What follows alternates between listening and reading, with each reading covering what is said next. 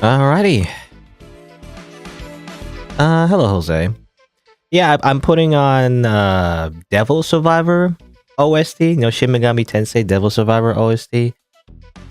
Because, I mean, for one, there's no main menu music, so I wanted some background music for a little bit. Also, I've been playing that game. I've been playing Devil Survivor. I played it before. I'm playing it off screen as like a second playthrough, I guess.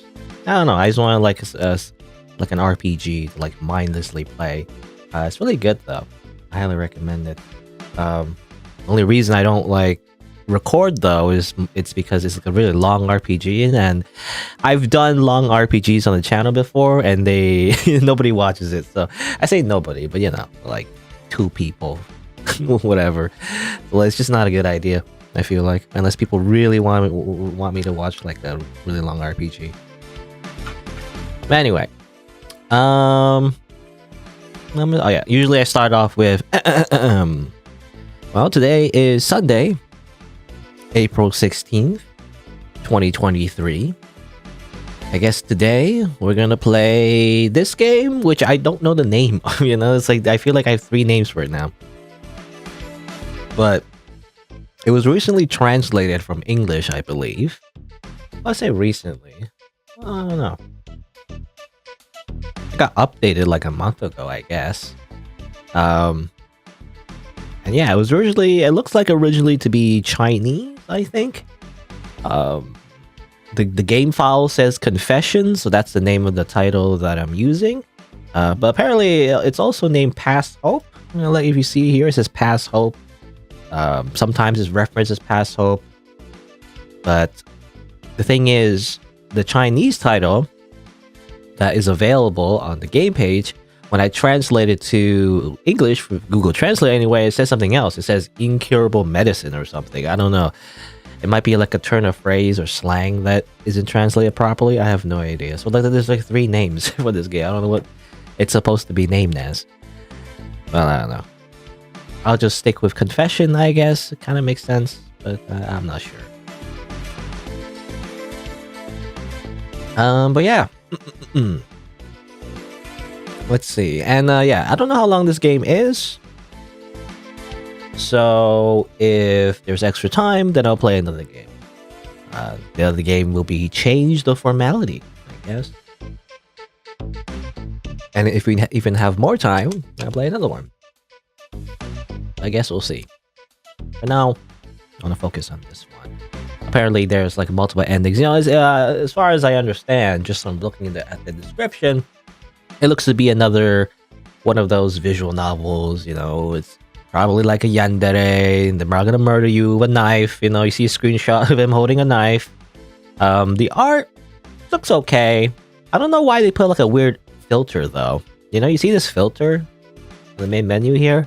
Like the art looks okay, it looks pretty good, but then why are they putting this weird filter? I guess for a stylistic choice, but like it just looks weird, Almost looks like it's made by AI or something, but I don't think it is. It's more consistent than AI, so I don't think it's, like that. But yeah, I don't know why they add some weird texture filter thing. It makes it look like there's a lot of artifact. Makes it look like it's being compressed as like a JPEG, like 10 times for some reason. I don't know. I don't know if that's what they were going for. I think they were trying to add some kind of style to it, but like it's weird. It's like post-processed style, which doesn't look good, in my opinion. But oh well. Anyway, I gotta stop the music. No more music. At least until the game starts, I guess. But yeah. Drink some more water. This time I tweeted. I don't know if I'll be. I don't know. I don't know if Twitter will be around. Like for a while, or I don't know how to describe it. Like ever since Twitter got overtaken by Elon Musk, it's like I don't know. Things have been weird with Twitter, so I don't know if everybody will leave, like an exodus, or if people will still keep using it anyway, begrudgingly, or begrudgingly. But I'm still using Twitter, I guess, to just like tweet out whenever I stream. Technically, in my YouTube descriptions, I also say like, follow my Twitter if you want to get a stream announcement or video updates. But I never, I never actually tweet out video updates usually because I feel like if I tweet out every time there's a video, it just looks like spam. I did that for a while. I just looked like, it just looks like I'm just posting links all day. So I just use it for stream announcements. I don't know. I just see other streamers do that, so I just follow along, even though I'm not sure how useful that is necessarily to just tweet out like whenever I stream necessarily. But I don't know. I do it anyway, just in case. Just in case anyone comes by and it's like, oh, sure, they happen to actually want to watch the stream just based on the Twitter post. Maybe I don't know. All right. So we'll be playing this game. I don't know how to introduce it. Again, there's like 3 names for this game, but I guess I'll use Confession. I also need to warm up my voice. Started late again today as well. In fact, I scheduled it for 12:30, thinking I would be late, and I was. So there you go. I don't know. I gotta fix my sleep schedule. I mean, that's like every streamer ever. I feel like every streamer that I watch always says that. I gotta fix my sleep schedule, and then they never do. But all right. Okay, so let's see. So I'm gonna introduce this game for YouTube, which is I'm streaming to YouTube. I always say that because I say that when I was on Twitch. But let me introduce this game for the video. So it'll be something like, let's see. Horror.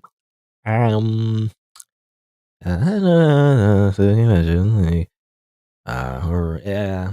Is it tagged as horror? It doesn't look like it's actually tagged as horror, actually, which is strange.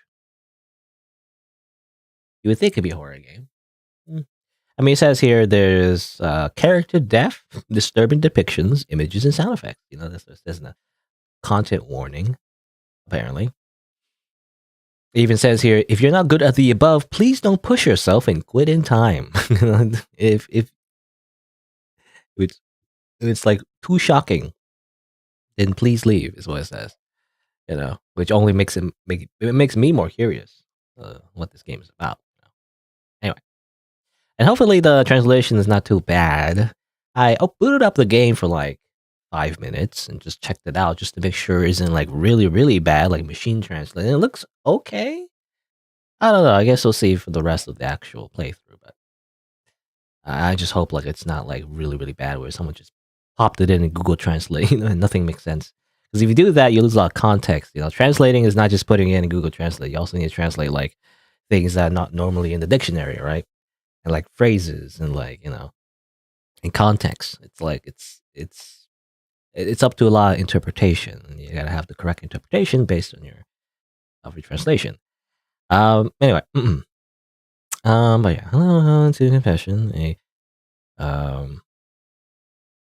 original, available on itch.io. Okay, it's not tagged as horror. Should I say it's a horror game? I don't know. I'll just say yeah. It's a visual novel developed by Frozen Iris, available on itch.io. Apparently, it's about you confessing to your bully victim, but then he accepts. But now it's awkward, I guess. Because yeah, the idea is that apparently you're confessing to your bully victim, by the way, and it's like I don't know, it's weird, So I mean, I guess we'll see. But yeah.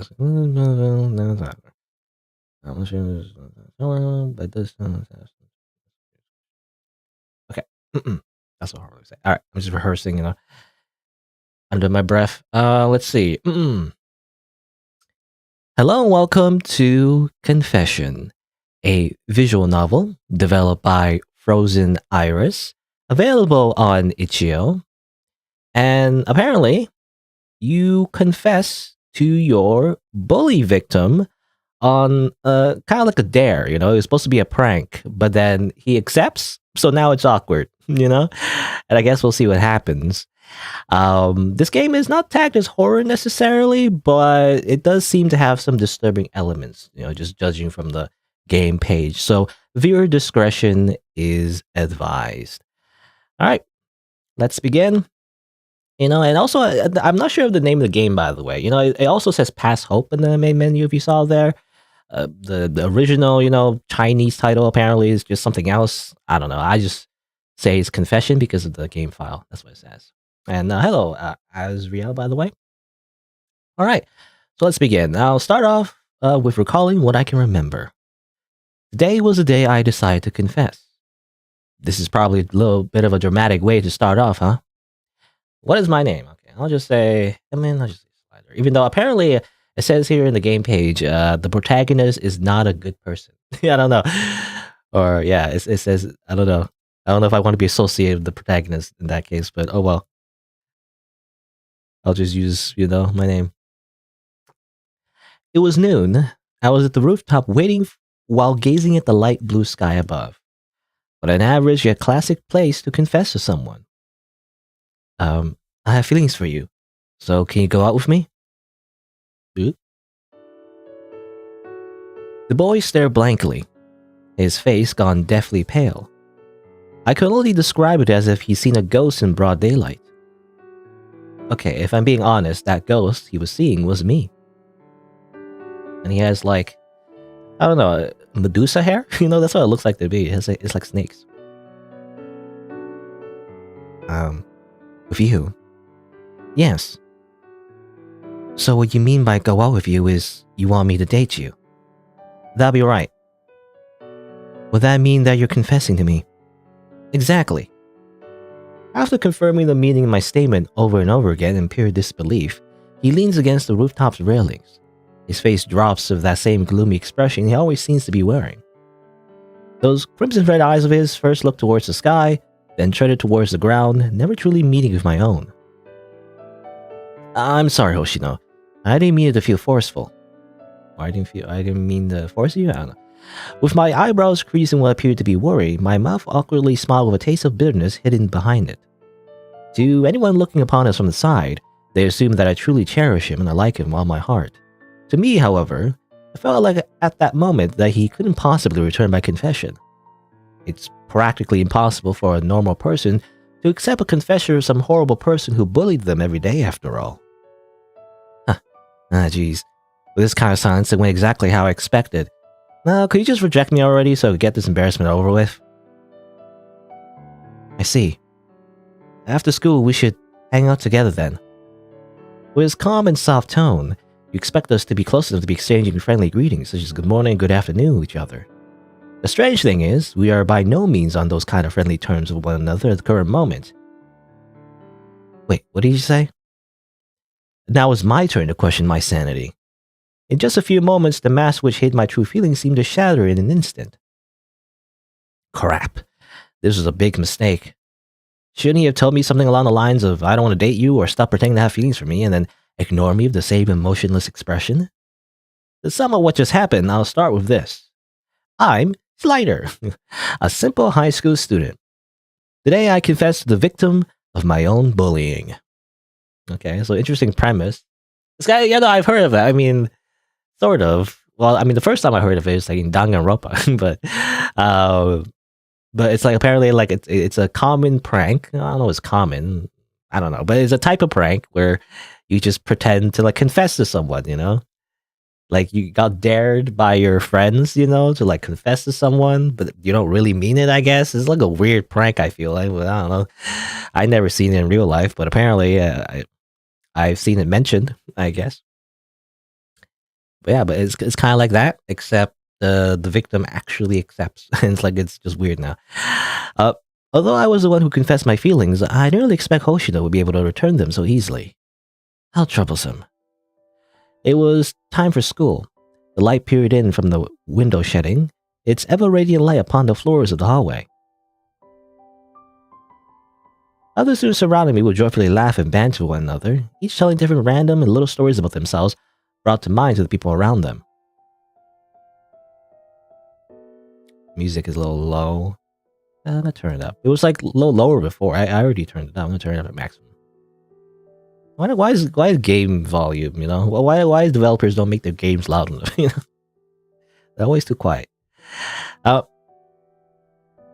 me, whenever I chatted with someone else, it felt like all we do is argue about meaningless topics and such. Hey, Slider. Yeah? Gosh, I tried to get your attention several times already, you know? I'm kind of tired because I stayed up all night preparing for the exam. The issue is, I can never seem to remember half of what I'm learning. So I thought a little studying might help. Turning his head to look at me while I began talking, the simple-minded student merely watched as I finished up my sentence. I suppressed my anger festering inside of me as I maintained my outgoing and welcoming appearance, mask threatening to rip at the seams. Okay, that's a very psychotic thing to say. I've been really out of it lately. But it's not for some mature reason like studying all night. Rather, insomnia always makes me stay awake at night. I'm not surprising, you're the top student after all. But do be careful to eat a little more. You're losing a lot of weight, starting to worry me. Did you fail in PE class yesterday? There's this morning too. You lost that bet because you were in such a daze. Also, you're not really going to confess to that pathetic piece of trash, are you? Haha.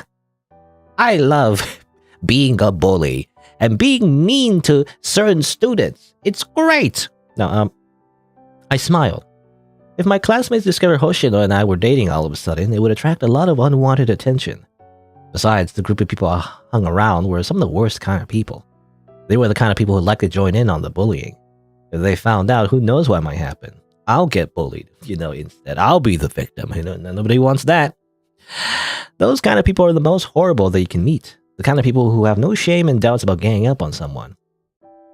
If those kind of people figure out our relationship, the kind of rumors they spread would spiral out of control. Okay, we have a choice. We can tell them the truth. That's kind of like extreme, I feel like.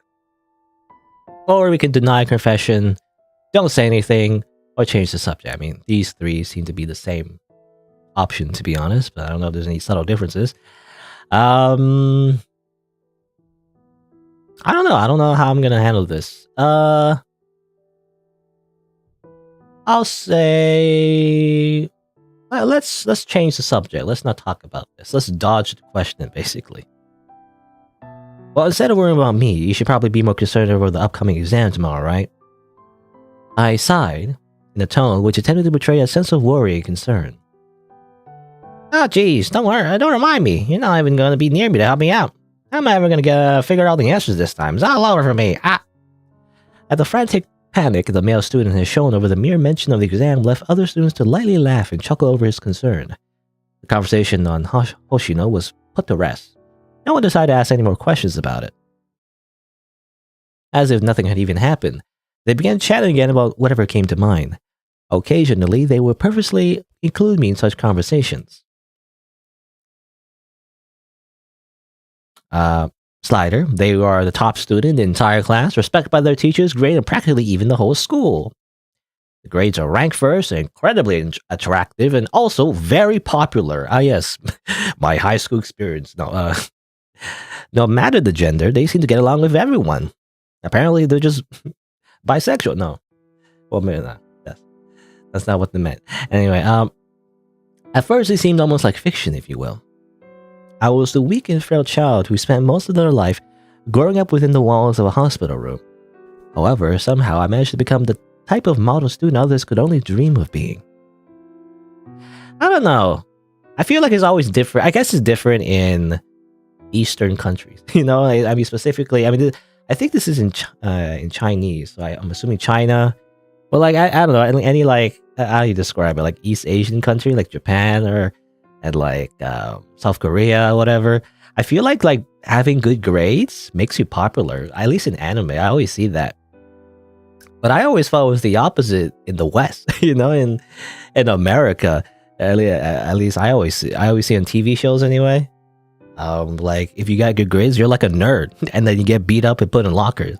I mean, that wasn't necessarily my experience, but like, I don't know. I feel like you're not popular if you're smart. Is the thing. You're like a nerd. You're like, maybe it's different these days, but it's kind of like the opposite. It's I feel like it's the opposite in at least I don't know. It's a stereotype, and I only have one perspective to really glean from, which is my experience. So I don't know if anyone else's experience is different, but yeah, it's like the hierarchy is like the people who are popular are jocks, the people who like do sports and whatnot, right? Usually those are the popular ones. But in Japan, at least in anime anyway, it's not the jocks. It's the super, straight A students for some reason. Yeah, I don't know. It's just weird to me. Anyway, I'm that perfect model student and I must remain so, or at least maintain that image I've been so desperate to keep. As for Hoshino, he's the exact opposite of me. The others, he's nothing more than an insignificant pest below their very feet. Contrary to popular belief, Hoshino does have his positives. For one, he's quite a smart student. However, this ability falls short as he's too meek and afraid to use it due to the negative environment surrounding him. He's introverted, withdrawn to social contact, and nearly has an anxiety attack every time the teacher calls his name out of the class to answer a question.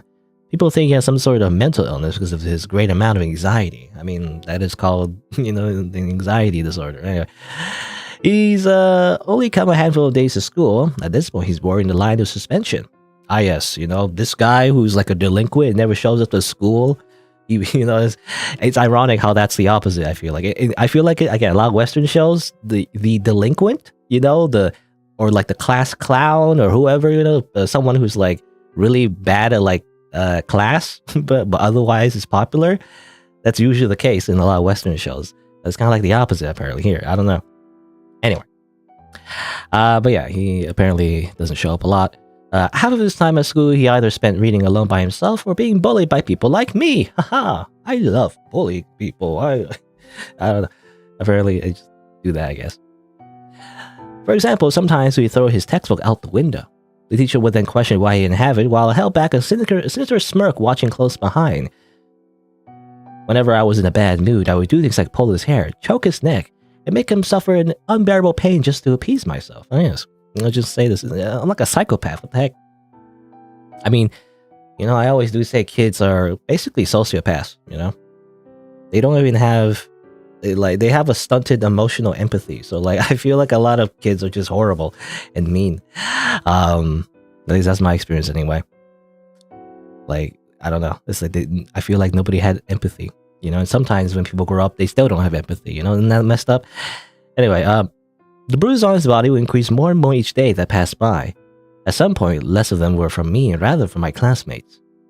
Someone even once scribbled black ink on his school uniform, so up until now, he has been wearing his uniform to school. This, in return, forced him to become even more of an outlier amongst other students.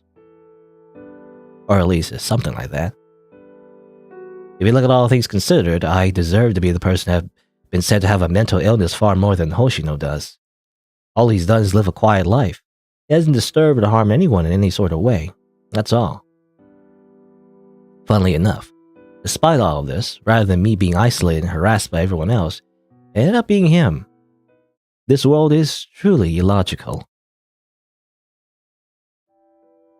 Well, you happen to be at the right place at the right time, I guess. It all started with a simple game during recess time. People would boo and make the loser of said game before the most stupid and impossible punishment. In the end, I managed to lose. So I said, then my punishment would be confessing to Hoshino. During lunchtime, I tried to get him to quickly reject me so I could give these idiots a conclusion and get this stupid thing over with. Who knew that the plan would somehow end up in failure? Why? Why does whenever I encounter Hoshino, nothing ever seems to go right? You know what? Never mind. I shouldn't say encounter. I brought all these problems onto myself after all. An unnameable anger filled my heart with rage. Hoshino asked me to go with him after school. Actually, now that I'm thinking about it, is it really important for me to meet up with him in the first place? Save the game. I don't know. I mean, let's see. What happens if I just obviously you could play along. And maybe there could be a good ending, to this story. Or you can be like, whatever. I'm just gonna go home. Who cares, I'll just follow, I guess, follow the natural conclusion of the main character's personality. And he just seems to be like an asshole, so like, he's like just a jerk. So like, why would he, why would we follow up on our promise? So we'll just go home. Who cares? No, it's not. It's not like we actually know each other that well anyways. We're not friends, family, acquaintances, or even anything really at this point. They're most certainly not a couple either. Our relationship can only be called that of bully and their victim. It's as simple as that. If two people like that were to end up together, actually having a healthy and happy relationship would be impossible. I think we'll have to split up from here. Alright, see you tomorrow. He gave me a smile as soon as we made plans to meet up and have lunch at noon together the next day, each person leaving separately as they went in opposite directions. Some of them went to their part-time jobs, while others went to go shopping in pairs. To be honest, I envy their amount of energy. For me, just going to school and studying each day had me nearly wiped out. You know, apparently, it seems obvious, but like, according to the game page, when you name your character, apparently, you know, their gender is kind of like ambiguous. But I do feel like, I don't know, I feel like it's implied that it's kind of slanted towards you being a woman, however, because at least I see in the tags in a way, apparently it's kind of reminiscent of Otome games as well, so it's kind of like that too. So I feel like it's, I don't know, canonically anyway, you're like a girl, you know, I don't know, anyway, but I guess it doesn't matter. Because I just noticed, you know, shopping in pairs, I mean, I don't know, I guess your friend group can include, you know, boys and girls, but I feel like usually if you're gonna be a bunch of bullies, you probably will be one gender, you know? I don't know, anyway, that's the stereotype anyway. I found myself walking home alone. I didn't mind it so much, however. I'd rather have a quiet walk home over taking the noisy bus any day. Now that I think about it, I guess in this way I'm sort of like Hoshino. Why am I even thinking about him? It doesn't matter. Charlie already moved on to working on something else by now, not waiting for some silly date to happen. Trying my best to shake away these irritating thoughts, I look up towards the sky. As I leave the school, I couldn't help but think about how beautiful it looked in the evenings. In the light and blue skies, soft white clouds flow so carefreely, or so carefully? That's kind of a weird translation. So, soft white clouds float so carefree, I guess. Carefreely. Carefreely, is that even a word? I feel like that's made up. I don't know. Never heard of it before. The breeze whistles by and tickles my skin. Being here makes me feel like I've fallen into the gentle embrace of dusk. If only time could stand still, just for a moment, with my stand, Zaurdo. No. As much as I prayed the soothing feeling would last, the buzzing of my phone seemed to ruin the moment. A text message and a phone call seemed to pop up at the same time. The text message was from Hoshino. Not that that was too unexpected. In the past, I did give him my number, so I guess it's nothing too strange. However, the phone call was from my mother. She's the person who's most similar to me in this world, yet she still seems to hate me the most. Interesting. Let's see, you can read the Hoshino's message, answer your mother, or ignore both of them.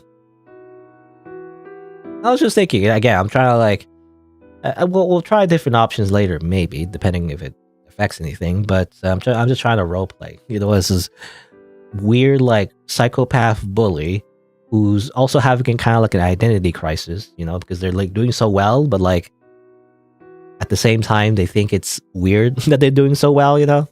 Like a high-functioning psychopath, I don't know. And apparently we don't like our mother, so we don't like Hoshino, supposedly. But let's ignore both of them. Can't they just die already? I wish they would leave me alone. If they were dead, it'd make everything else so much easier.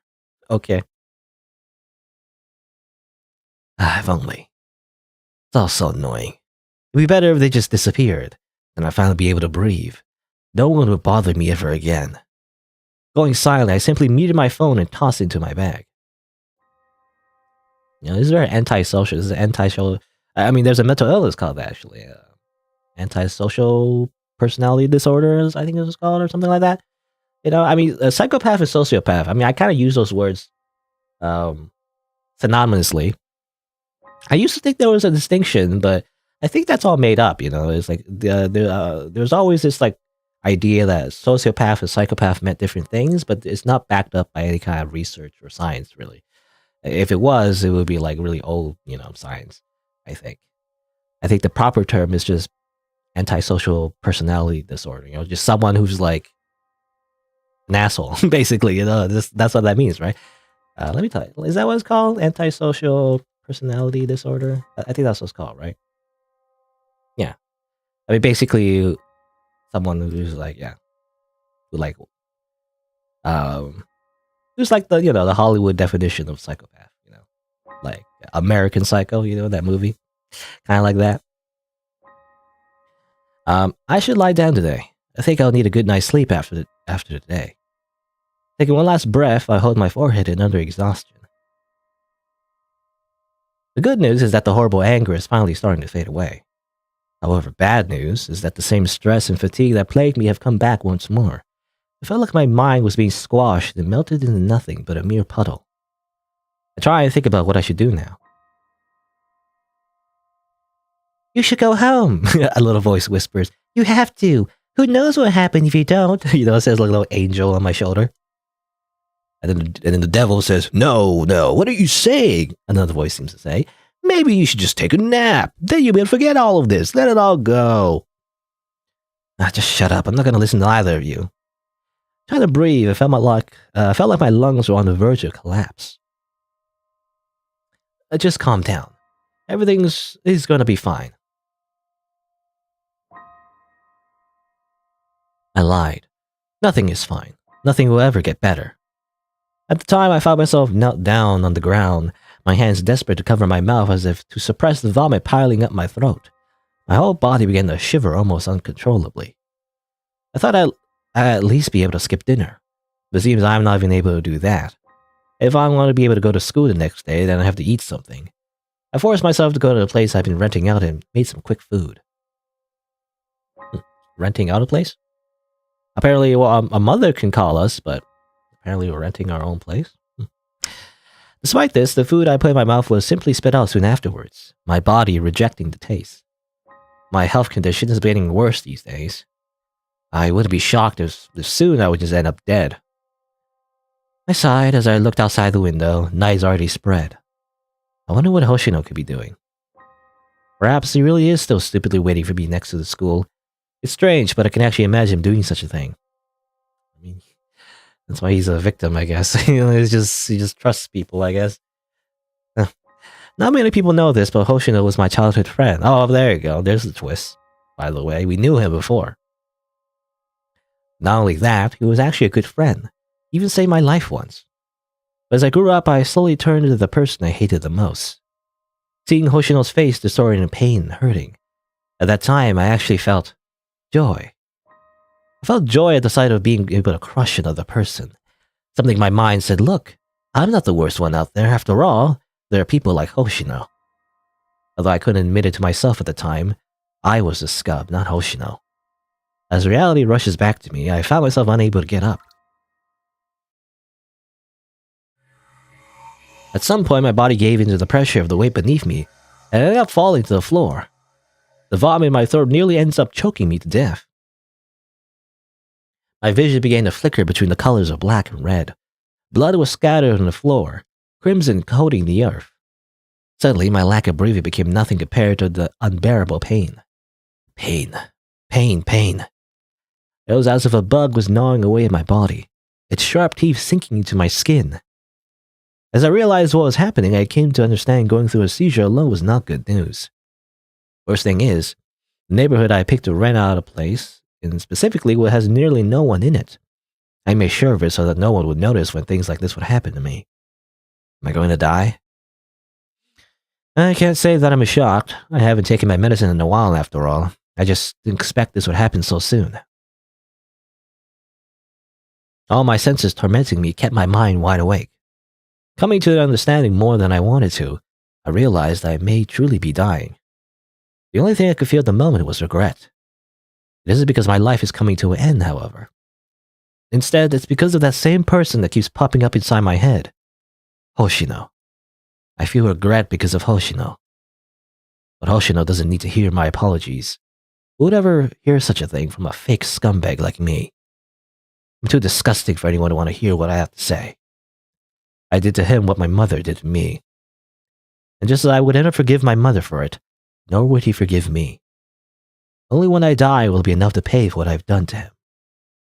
As I was lost in my thoughts, I waited for the everlasting sleep to consume me. Or rather, I was waiting for death. Drip, drip, drip. Drip. He's got that drip, you know? Isn't that like a slang term that Zoomers use? Like, like clothes or something, like fashion. Anyway. I woke up. Huh? How am I still alive? I didn't wake normally. A strange smell had woken me up. Smells like... I quickly paused my thoughts. Or I quickly paused the thought. I guess I was just thinking how weird that sentence is, but... I don't know. I guess it works. I quickly paused the thought. I don't normally say that, though. Pausing my thoughts. I mean, how would I say it otherwise? I would say, like, I did not finish my thought, I guess. I don't know, anyway. My limbs felt numb. A cold sensation was biting on my fingers. I felt shocked upon finding myself lying on a soft mattress. And soon I could feel my eyes widen in surprise. How did I get here? As soon as I looked out the window, I remembered that it was supposed to be raining outside. Moon glowing in the sky, and yet not a single star could be found. Still, the room remained shrouded in darkness. Hello, Pete, by the way. Now, apparently, we passed out because of our disease, but somehow we survived. There was a sound effect. It might have been, I might have been talking over it, but there was a sound effect, someone opening the door, I guess. Who would open our door? Our mother? Seems like it's implied that our mother doesn't, not only does she not like us, but she also abused us. That's what it seemed like. So I don't know. So another choice, and get up or just don't do anything. I feel like I've been choosing all the options of apathy. I feel like so. Whatever. Let's just get some sleep. Forget it. I'm tired. Just as I was about to lay back down, ready to go to sleep, my phone began dinging almost endlessly next to the pillow inside me. Someone began sending countless upon countless photos to me. To confirm that what I was seeing was real, I rubbed my eyes for a second. The more I looked at them, the creepier it got. The first picture was of me walking to school in the morning. I was in the middle of yawning. The photo was called, Slider didn't sleep well today. The second picture was of me eating lunch alone on the rooftop. This was named, Slider's Lunch. There was a picture of me standing by the window at night, gazing upon the starry sky. I couldn't sleep due to my illness that night. It read, Slider can't seem to fall asleep tonight, just like me. There was also pictures of me losing my temper at something, shouting in anger. Slider's upset. And pictures of me when I was sad and depressed. Slider's unhappy. And then, the last shot was of my sleeping face. It was titled, My Favorite Picture. Of Slider. Okay. In the photo, I was softly asleep at night with something in my hand. Something that shouldn't be there. It was a blood-stained kitchen knife. Blood-stained kitchen knife? Suddenly, I could feel the cold touch of metal in my palm. In horror, I hold it up only to see the very same knife I've been holding in the photo. Hurriedly, I switch on a lamp beside me, panic invading my every thought. I saw puddles of blood staining my clothes, hands, and the bed which had not yet dried up. Despite the sheer amount of blood, I felt no wounds in my body. It's blood. Whose is it? I hope this isn't Chris's blood. I found out that answer very quick. A visible crimson stain on the floor trailed towards my direction. Or to be more exact, trailed under my direction. Dragged under the bed lie marks stained with blood, leading towards it from what could be someone dragging themselves or crawling across the floor.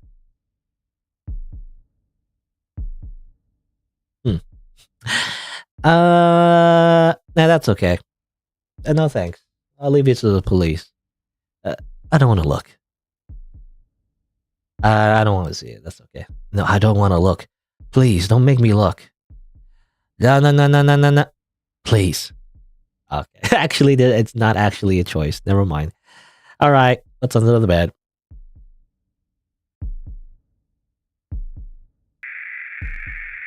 I didn't seem to show. I just kind of paused. I gasp. Feelings of panic sadistic excitement both flooded me at once. Apparently, the protagonist loves hurting people, so... I found myself getting out of bed, my body resting on its side as I peer under it, lying on the blood, stained and sticky floor. Or, no, lying on the blood-stained and sticky floor, rather. So the hyphen confused me. My face began growing hotter as my breathing accelerates. It's hot. It's so hot I feel like I'm gonna start burning. It's that same feeling that a high school student gets when they're about to confess to their crush. Cheeks blown a scorching red. So this is what he planned. Just as I lay my eyes upon the sight, I watch as it watches me.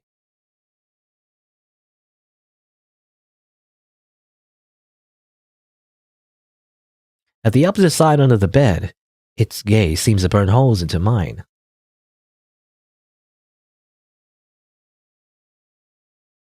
Bad N, the monster under the bed. Yeah, maybe it's Hoshino. That would be my first guess. Because otherwise, I guess he's been stalking us and somehow found us on the floor. And then somehow we killed him in a daze, maybe? You just didn't remember that?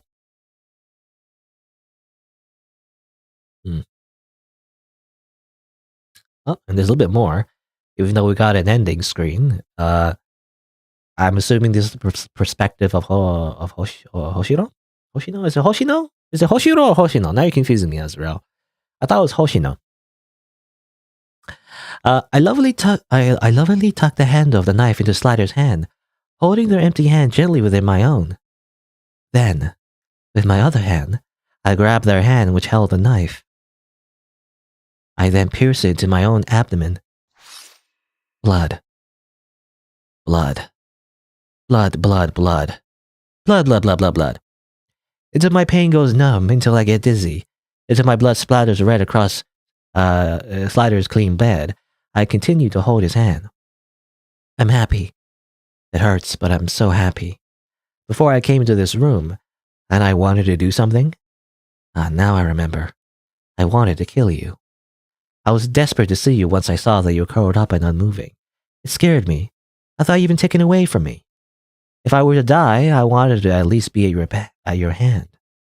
The way you've been tortured by the other pain made you look lovely. Have you ever heard of it? Some say abuse is a form of love. I always thought that was simply a lie fabricated by perpetrators. Perpetrators with horrible excuses. But even you are abusing me. And you're different. You're the only one who's different. Or at least that's what I thought. But you've betrayed me. If I can't convince myself that what you're doing is for love anymore, then I don't want to go on living. I've known. I've known it from the start. Your confession to me wasn't real. It was all just some game, a joke, a bet. It didn't matter to you. So that's when I changed my mind. I was going to let you die, at least not before I was able to give you my true confession. You must live in order to accept it. With the excessive blood loss, I began to feel like a paper bag slowly ripping apart. I want to be closer to you. I couldn't stay here. I needed to be near you. In the end, I found myself at ease under the bed. The dark and cramped space felt just right for me. I felt safe. And with you sleeping peacefully above me, I finally found where I was meant to be. Even if lying on the even if lying on the hard, cold floor wasn't comfortable at all, for the sake of Slider, I wait even just a bit longer. It's just always weird to say my own, say my name. It's just weird. Hurry, please hurry up, please. Wake up quickly and find me. I want you to see me before I die. Yes. A feeling of pleasure runs throughout my body as I bleed to death. I could feel the smile forming on my face. It's been a long time since I remember being so happy. Whether at home or at school, I always felt so dull. Everything's just so boring. My patience was at its limit. At that point, everything began to feel so tiring. Everyone is trash, including me. Everyone is simply trash. Except for you. You're my friend. My one and only friend. Although, to be honest, you're more than just a friend. I like you. You're as good as you are evil. You're as gentle as you are cruel. Even these parts of you contradicting one another, I can't help but cherish them just like every other part of you. I wish I could hate you, but I still like you too much to do so. I'm curious, if you become a murderer, what things will you do to hide it? So happy. Now you'll always remember me, right? You'll always remember my death. Remember that your hands were once stained with my blood. I wanted to be engraved in your memory, so that way you'll never forget. I like you, and I love you more than anyone else in this world. After you learn the truth, this will be our confession. A secret shared only between the two of us. No one else will ever know. Alright, there you go. Okay. Little epilogue, I guess. Congratulations! You got one of the codes with a true ending! 99. Alright, well, hold on. Let me write that down, I guess. Was it 99? Bad ending 1 equals 99. So I'm typing. See you next time! Alright, okay. So that's one of the bad endings, but there's more to get. Because, there's more choices to make. Let me just drink some water. So I guess that's what happens when you just try to avoid everybody. He just freaking, I guess, makes you, or like when you go to sleep, he makes you stab him. Even though, how does that make, like, what is the legal implications of this? Is this considered homicide if it's like, if you're unconscious, I mean, the problem is how you will prove that, I guess. Right? So, like, technically, you didn't kill anyone. He just held his hand and then he happened to, like, put his knife inside him. He's really just committed suicide. But, like, I guess it's hard to, like, explain that away. But anyway, let's see. I don't know. Where should we start? I mean, I guess I imagine, again, picking different choices will lead to different outcomes. I don't know. Guess I'll go back to the very beginning, maybe. Yeah, I imagine a bad ending, Again, it's like, I don't know, I wonder if there's any cases like that, actually, in real life. Is there anybody who's been, like, framed for murder, with that exact scenario? It would be hard to explain. His fingerprints on the knife, it's like the most convenient explanation is that he killed him, but not sure. You would have to prove that you passed out, during that time, and like that someone broke into your house, and everything. So I don't know. Anyway, excuse. Let's see. So I don't know if this choice matters, but let's see here. Okay, so we're back here. I imagine these choices will lead to the same outcome. Maybe this one will also lead to the same outcome. Maybe it's like this would be everyone will think it's a joke, but I don't know. Let's just say this one. Let's say, let's say nothing. Actually, don't say anything. This is back when they were saying, what happened with the confession, Hoshino. They say ... I'm a silent protagonist. The male student talking to me, who received a lack of answer, began to grow embarrassed by the silence spreading between the two of us. Yes, awkward silence. Perhaps this made him so flustered that his eye, who appeared as kind and welcoming, wouldn't usually be known to straight up ignore someone like that. This is precisely why he so awkwardly and abruptly changed the subject of the conversation and what we were talking about. Yeah, have you heard the crazy thing about a class next door? I heard that. Well, the conversation on Hoshino was put to rest, and no one decided to ask any more questions about it. Okay, so that just leads to the same thing. I guess let's just skip. And then we're back here. And I don't know if I don't know if I need to save. Again, I don't know if it matters, but I'll just save here. Alright, so now we have a choice to meet up with Hoshino again, or we avoid the meeting. Let's avoid the meeting again. Let's see what happens. So avoid the meeting again. But this time... Alright, so we're kind of still avoiding Hoshino, but this time, let's answer our mother's call. Let's see what our mom has to say. I took a deep breath as I answered my mother's call. Mom. You're still able to answer your phone. I thought you would be able to since you haven't done so till now. Why have you come back home yet? So you just told me one day you were going to study, then you suddenly decided to move into some other household. While your home is not quiet enough for you to study? Tell me. Starting again. I thought she'd understand my reason for leaving home. Seems she doesn't understand me that well after all. Her hysterical questioning only seems to drag on, a few curses here and there being sputtered out from her mouth. She said things such as, "Who raised you? You're so ungrateful. You put your father to shame." I shut my mouth and listened quietly. Also, you didn't take your medicine, did you? Taking it is important. You don't get sick again, do you? How many times have I told you that you'll regret it if you stop taking it? You know what I regret? Having to become a madman just like you. That's when I finally said it, the one thing I've been holding back for so long. Like the voice had been knocked out of her, my mother's fierce tone suddenly became like that of a helpless and pathetic creature. If it weren't for the horrible headache I had now, perhaps I would have been amused by her reaction. Please, I'm trying to think of you. Why can't you see how hard I try for you? My mother begged, hiccups in her tone. You could almost hear the tears sliding down her face. She acted as if I'd been bullying her, like I was the monster here. I love you, you know that, right? You know that you're all that I have. Why couldn't you be more like your father? Why can't you understand my feelings? I can only imagine the look on my mother's face when she mentions my father. There's almost a trace of sadness, yet unhindering love within her heart. To be honest, I'm jealous of my father.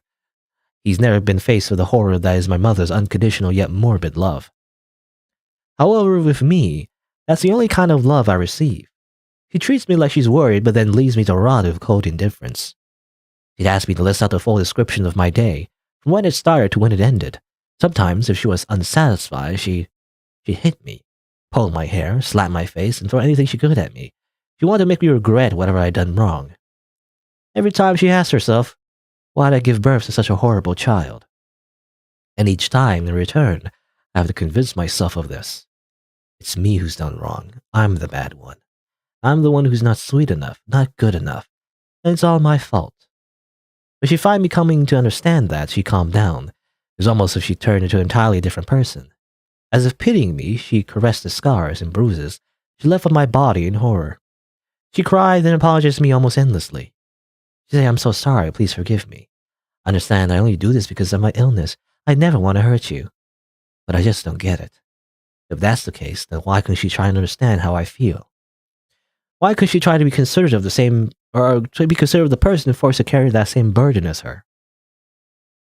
Couldn't she at least try to feel sorry for me, the one who inherited that same illness that she had? Why was she unable to be accepting the growing resemblance I have to her? All she could do was despise it. Interesting. Okay, so this kind of explores more of the abuse that the protagonist has. Very, I mean, it's an abusive relationship, This is kind of like a very classic case of like a toxic relationship. Sure, let's say this. You're just using me to pretend I'm someone else. Mom, are you really still making such lame excuses? You're just seeing me as a shadow of my father.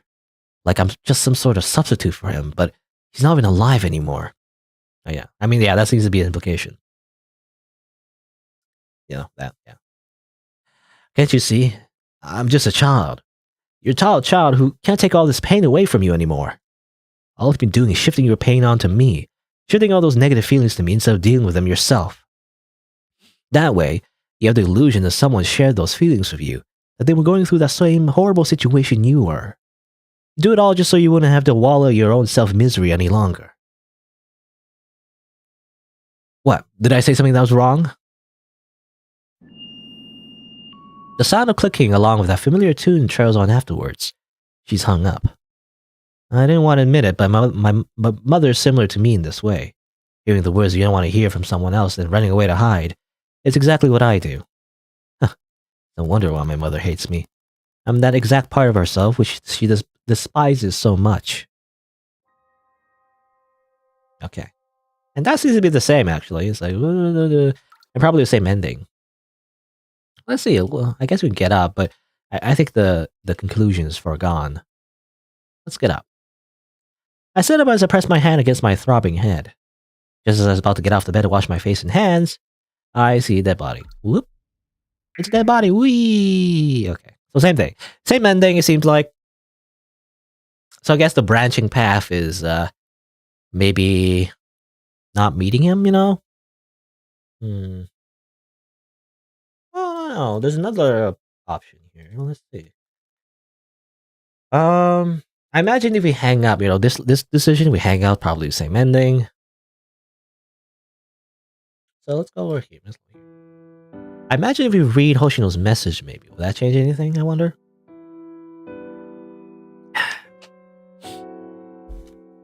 Let's see. Sure, let's read his text message. Are you there? Where are you? I've been waiting for you in the library for a long time now. Oh, but don't worry, if you're busy with something, I'll just keep waiting for you. Should I answer? Sure. I feel like if we don't reply, it'll just lead to the same ending, so we'll just reply. Huh, sure. Being able to send that message probably means that you're already almost home by now, Hoshino. Hoshino didn't reply after that. Whatever, who cares? He doesn't need to hear my response. Okay, same thing. Same ending. Seems like. Oops. Yeah. Which one? No. Oh, okay, look in the bed. Same ending, alright. So it seems like if you ignore him, then... Yeah, I'll always see it lead to the same ending. There's some different choices you can make, I guess, which is a little interesting. Gives him a backstory, but otherwise, yeah. If you choose not to meet him, then it'll always end up the same. Let's see. Let's go back here again. We can still deny a confession. Let's see what happens if we choose. Yeah. All right. What if we just be a tsundere and say, no, I didn't confess to him, baka. How could that even be possible? I shook my head to the male student's words, face unshaken by the lie which had just slipped from my mouth. Since around me chattered on with statements such as, yeah, that makes sense, or understandable. That's good. Besides just a great and excellent person, it'll be better for them not to be involved with that kind of guy. Yeah, I can't blame him for not going through with it. Alright. And the same thing. I imagine. Alright. So, no difference there. Alright. Let's see. Well, it seems like no matter what choices I pick after avoiding the meeting, it'll always end up with that, with that bad ending, it seems like. So instead, let's actually meet up with Hoshino this time. Maybe we don't, ghost him, basically. Alright. See you tomorrow, I'm going to the library. I waved goodbye to my classmates. They gave me a smile as soon as we made plans to meet up and have lunch at noon together the next day, each person leaving separately as they went in opposite directions. We planned to meet up before he disappeared from the last class. He should be here. Surely enough, he showed up. Wherever lies in any sort of book or album, there's also lies, or there, I can't speak. Wherever lies any sort of book or album, there also lies Hoshino. He'd always be spending his time in such a way. Oh yeah. I mean, I guess that makes sense, but also, he'd always be spending his time in a way such as this. Hoshino scribbled upon the pages of his notebook with great force, almost as if he rather... I can't speak for some reason. I feel like I'm reading these wrong. Anyway, Hoshino scribbled upon the pages of his notebook with great force, almost as if rather than holding a pen, he'd been tearing into the pages of a steel knife. His complexion appeared pale as ever, as his attention was also lacking to the environment surrounding him, hence why he didn't even seem to notice me approaching him. Okay. What is he writing? Curiosity may have killed the cat, but it wouldn't be able to kill me. The top 10 things to say before you get killed. Huh? What in the world is he writing about? His scribble-like handwriting made the sentences look practically illegible. I couldn't tell if he had done it on purpose or if it was merely an accident. Barely being discernible, the only thing I could tell about the first part was that it was a rhyming poem. The other part was heavily detailed descriptions about, most likely, his own emotions. It was probably how he expressed himself without needing to tell anyone. As I skimmed the scribble type of writing spot across the paper, I took notice of the last sentence of the last of the sentence reading. I'm so tired. I tried to take a closer look. Somehow, Hoshino managed to notice me behind him. Maybe he heard me. I noticed his shadow grow ever so slightly taller in passing moments. Regardless, he slightly shook at noticing me and slowly raised his head towards me in confusion. Yeah, as I mentioned before, he has like Medusa hair for some reason. He also has a bit of a fang, I don't know, it's like, I'm assuming it's symbolic, rather than literal. Anyway, our eyes made contact. He was silent as he sat breathless, staring up at me. I too remained silent as I stared down at him. 3, 2, 1. Ah! As I slowly counted my mind, once the number had reached 1, Hoshino's voice exploded with shock all across the quiet library. As he began to scream, I quickly covered my hands over his mouth as to suppress the sound, hoping not to draw any more attention than he already had. As I covered his mouth for a few seconds longer, I waited as I expected he was going to either do something like bite my hand or stab it with his pen. He did seem terrified after all at the moment. However, he instead decided to try and restrain himself from pulling self-defense techniques on me. In the end, he didn't end up hurting me in the slightest, contrary to what I was thinking was going to happen. I frowned after his screaming had finished. You can't make such a ruckus in the library. Hoshino's eyes seemed to tremble with panic as he stared at me. They seemed to be trying to convey to me, is that really a problem here? His cheeks flushed a cherry red almost instantly as he stumbled awkwardly out of his seat. He tried to get up as soon as possible but ended up tripping several times in the process. Now just stay still and try to breathe. Don't worry, it'll be fine. Please, just stay calm. I tried to emphasize the word please, however it ended up sounding more like a command than reassurance. I waited for a little while until he decided to settle down. At last, he had finally calmed himself. At least on the outside, that is. You feel better now? I asked. Hoshino chuckled slightly in a gloomy way as I continued to move my hands away from his face. As my touch left his cheeks, his body began to tremble once more. Please don't surprise me like that next time, he said while gritting his teeth. However, the expression was not akin to anger or blame, but rather a sense of fear. I understand why Hoshino is so anxious. Something similar to this happened once.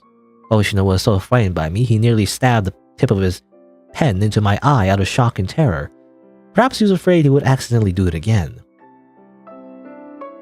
You could have been in danger. If you had, I don't know what I would have done.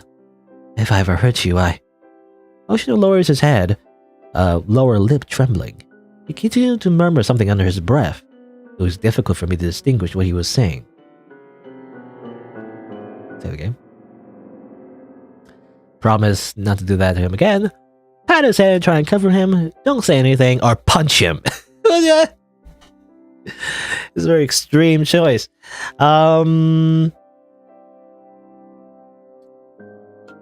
Sure, well, we're just gonna, boys will be boys, right? We're just gonna playfully punch him on the shoulder very lightly. And don't worry about it, as I picked this option. Raising my arms, I put all my strength into whamming Hoshino with my fist on his head. Oh. Is that more like, it's like a comedy routine, Is that kind of like bop? I don't know. He rapidly trembled once I hit him. His hands covered his body as if to shield himself from any other hits I had thrown his way. This was a reflex he adapted the more he got beaten up. No, maybe it's a real punch. Yeah, I think it's a real punch. Ow. Now do you see? It's easy for me to harm you than for you to harm me. Do you think I'm incapable of hurting you? All of a sudden, Hoshino approached me with a frightening posture and heavy steps. I hadn't seen him become this emotional in such a long time. If you want me to hurt you, then I'll do it. I can do that for you. I'd do anything for you. Here, I'll prove it to you. Then get on with it already. Put up your fists. Time to fight. No, I said, anger festering inside me like the raw venom of a snake. I grabbed Hoshino by the collar and... As a result, the librarian sauntered over to us, unable to bear the noise we had making. She grabbed us both by the shoulders with a grim expression on her face. If Hoshino had immediately grabbed my wrist after that, I might have been the first student in school history to have been pushed to the ground by a teacher. Okay. I'm really sorry, miss. I bowed to the teacher to show the depth of my apology. I usually wouldn't make such stupid mistakes like this. I blame Hoshino. This dumb mess is all his fault. It's his fault for being so punchable, I guess. Huh? Isn't Hoshino gonna apologize too? Rather than do anything about it, Hoshino simply kept his gaze trapped to the side, preferring to remain quiet and cling to me instead. Hoshino, you have to apologize too, you know, even though I punched you in the head, I guess. Once I reminded him of this, he did listen and end up apologizing, but he didn't truly put that much focus and meaning into it. It was almost as if he had just woken up from a dream. He looks at me as if in a trance. It seems this guy will only acknowledge my existence in this world. This is probably why he doesn't have any other friends. Only the times when the two of us were alone together was he able to speak more fluently, become relaxed and allow himself to be comfortable with physical contact with one another. What in the world? This guy should hate me, not feel comforted by me. Sometimes I feel like he really is crazy. But we should go. Since this is a date, we should find a place together where we can make long-lasting memories. You know, of me punching you in the face over and over again. No, our time together is precious after all. Hoshino says in a strangely serious tone. He tugs at the edge of my sleeves as he heads towards the exit. He does have a point. Wandering around the school for a few hours really wasn't the most interesting thing in the world. The only question is, where does Hoshino plan on going? He patiently waits for me to join him as we begin to walk out of the library. I wonder where we're going.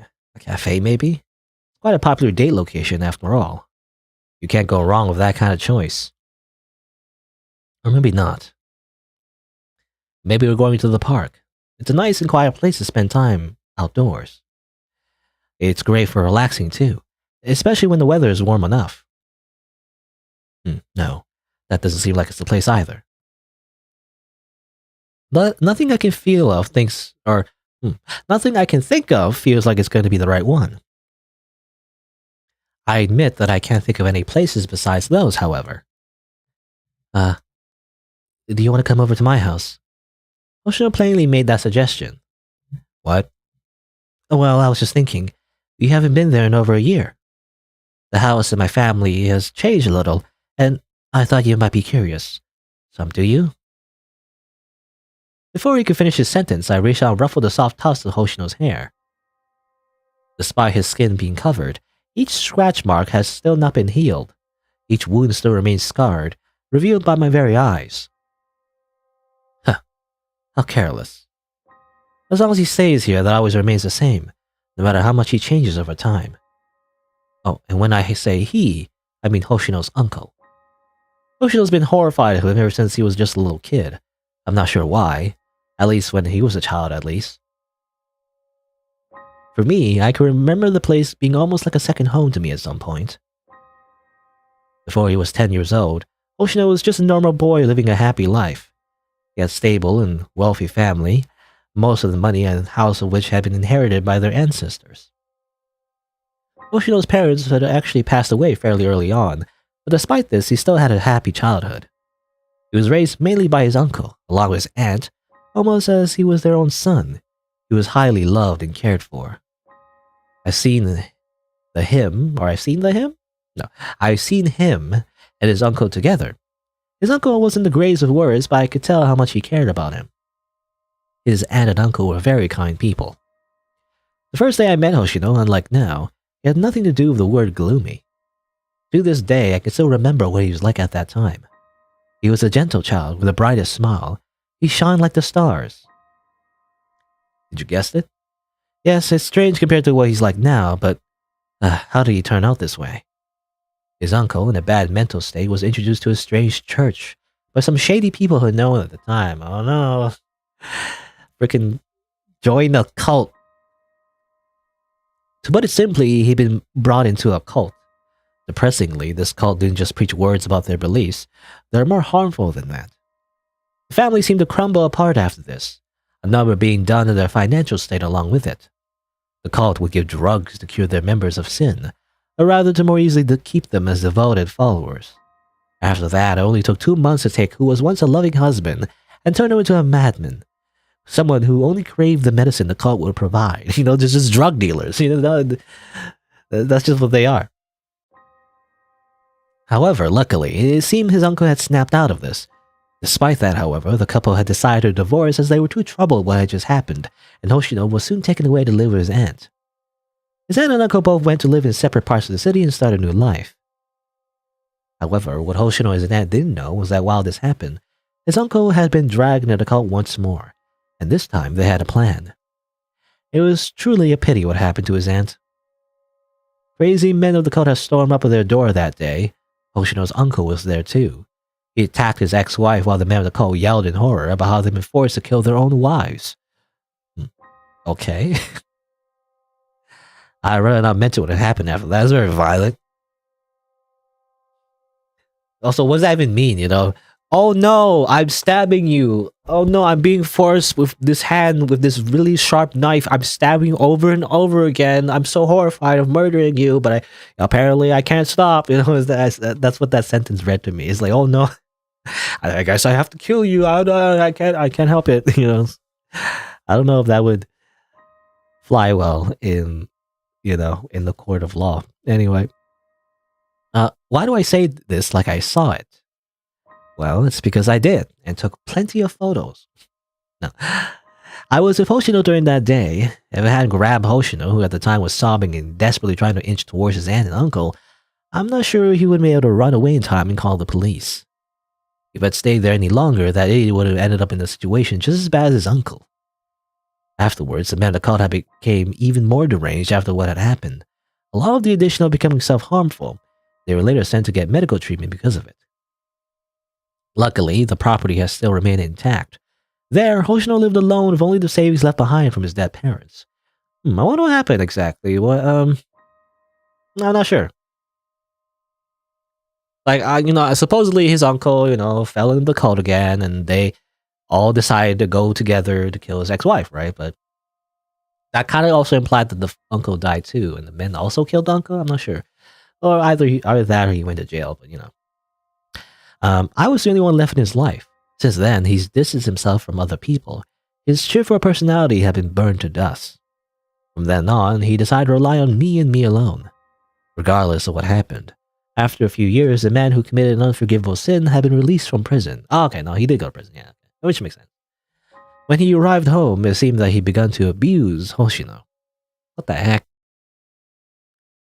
How do you...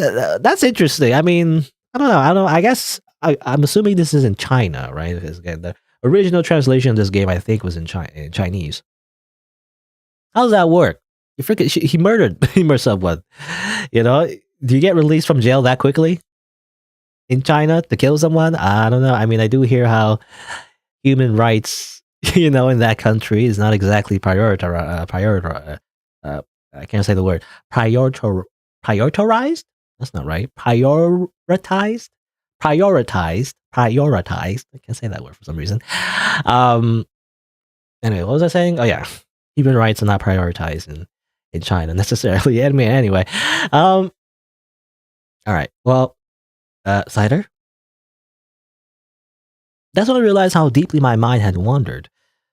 Wandered. There's a few typos in this game. I feel like it's mostly okay, but anyway, but this is how deeply my mind had wandered.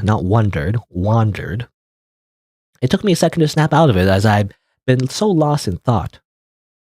However, I was taken aback when my awareness returned to me. When did Hoshino get so close? I stumbled back a few steps, but he reacted quickly as he grabbed my wrist. His expression was serious. Slider, are you okay? You're not feeling well. This bench is over there. You can sit down and rest. I can take care of you. I gasped as I was taking on my thoughts. I ignored his ramblings and concerns, rather focused on what I would answer to the questions he asked earlier. Okay, interesting. Save the game. We can agree to go to his house or refuse and go home. Oh no. Let's see. What happens if... Will it be the same ending if we just go home? Let's see. I'm gonna check. Hoshino, about your question earlier. I don't think I can do this today. I just want to go home. The sky was spinning rapidly.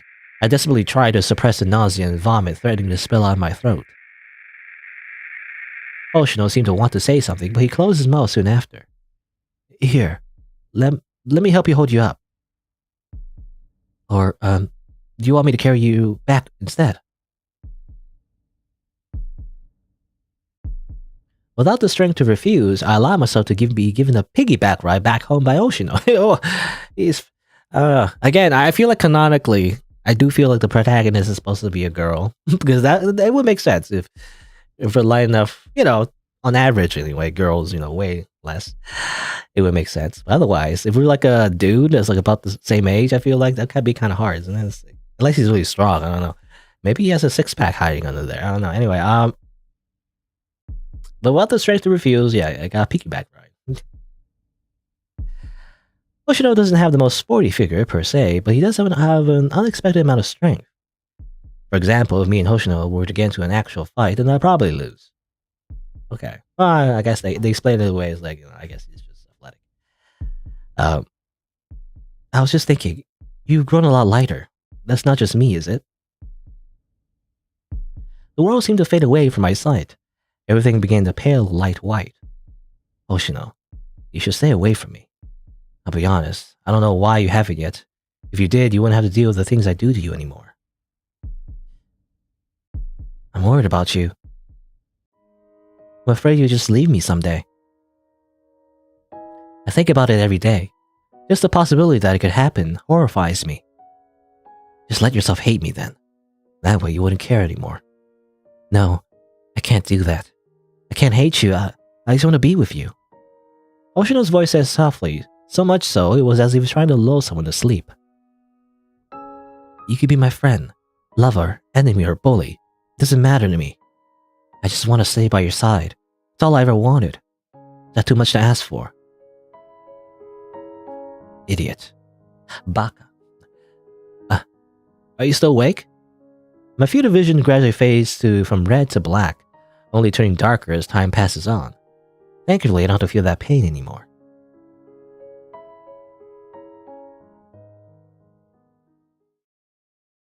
Normal end. Okay. That's just a normal ending, we reminisce of what his traumatic past is like, I guess, and why his personality is like this. And we have a bit of a heart-to-heart as he gives a piggyback ride. It's the piggyback ride ending.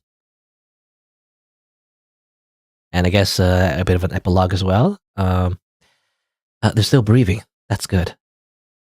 Slightly just falling asleep. They're still alive. I feel half reassured by this, but I also feel half regret. I wasn't able to protect them. I wasn't able to protect you. My sweet Slider, you can't seem to understand why I can't come to hate you. And the thing I don't understand is, why do you trust me so much? Why do you think I'm just an innocent little victim?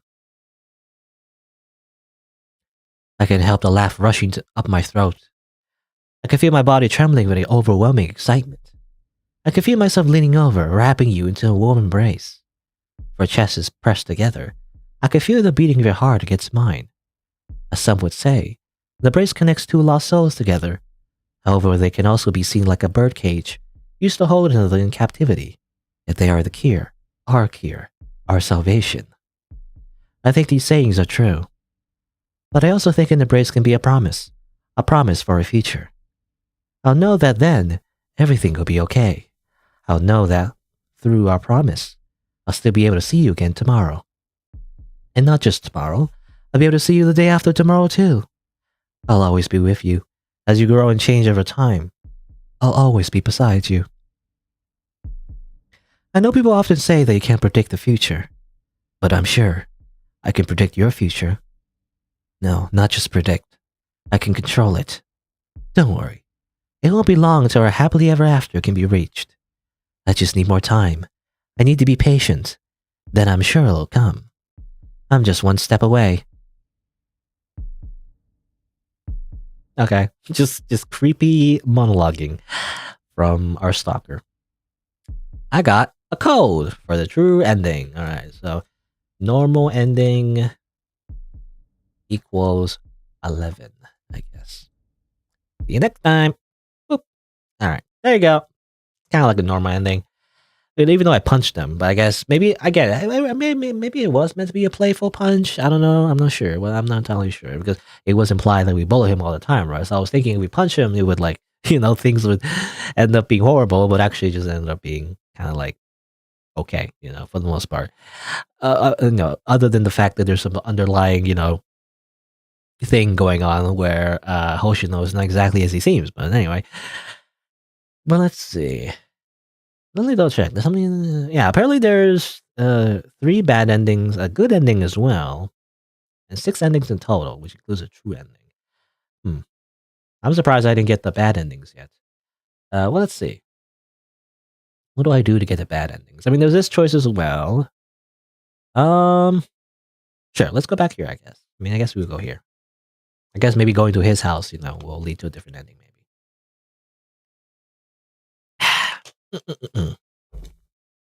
All right. Well, sure. Let's go to his house. Even though we're vomiting and like dying, basically, and basically having a seizure, don't worry about it. As we walk onward, Hoshino followed me like a stray puppy with big worried eyes. He gently grabs the sleeve of my uniform, hesitantly grasping the edge. Despite this, he also seemed reluctant to let go, like he still wanted to be near me, but didn't want to force me to make any contact if I didn't feel comfortable. His stare rests in the distance, more at peace than before. Play the game. Stay like this. Shake his hand off or hold his hand. I'm gonna be tsundere. Shake his hand off. No hand holding, that's lewd. Can't do that before you're married, or whatever. I quickly shook Hoshino's hand off, flinching away the touch. I did it in a way so he would clearly understand that I did not want him to touch me. The way Hoshino reacted was strange. For a moment he had this blank look on his face, and then he just smiled. He smiled as if he had to deal with the antics of an annoying child. Despite this, I couldn't tell if he was actually irritated or not. Sometimes he just smiled like that. Why are you smiling? Oh, I was just reminded of something that makes me happy. What are you talking about? Do you remember? The 21st night of September. No, do you remember? This is the place where we first met. Hoshino's eyes gazed far off into the setting sun. A warm light swarmed inside them. Okay. I don't know if these choices matter, but I'm gonna be sarcastic. Oh no, it seems I've tragically forgotten. Hoshino rolled his eyes at me. If your memory were really so poor, then I don't think you have such high grades. Don't forget an experience where you nearly die from it. One summer night, I ran away from home. I was still in elementary school at the time. Now, don't get me wrong here, it wasn't because of any rebellious phase I was going through, nor was it because I didn't want to finish my homework. Something happened that night back at home.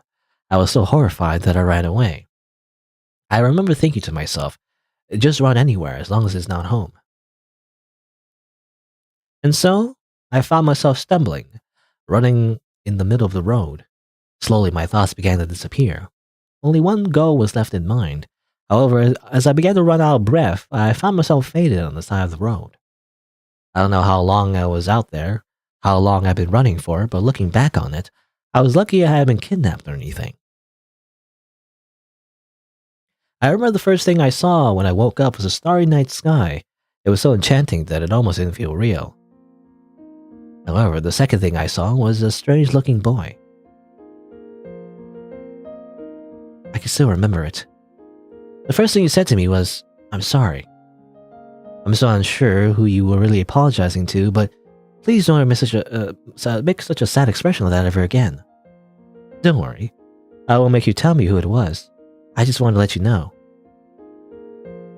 Seeing Hoshino's warm smile, my heart begins to thump. Hoshino, yes. He's the one who saved my life that day.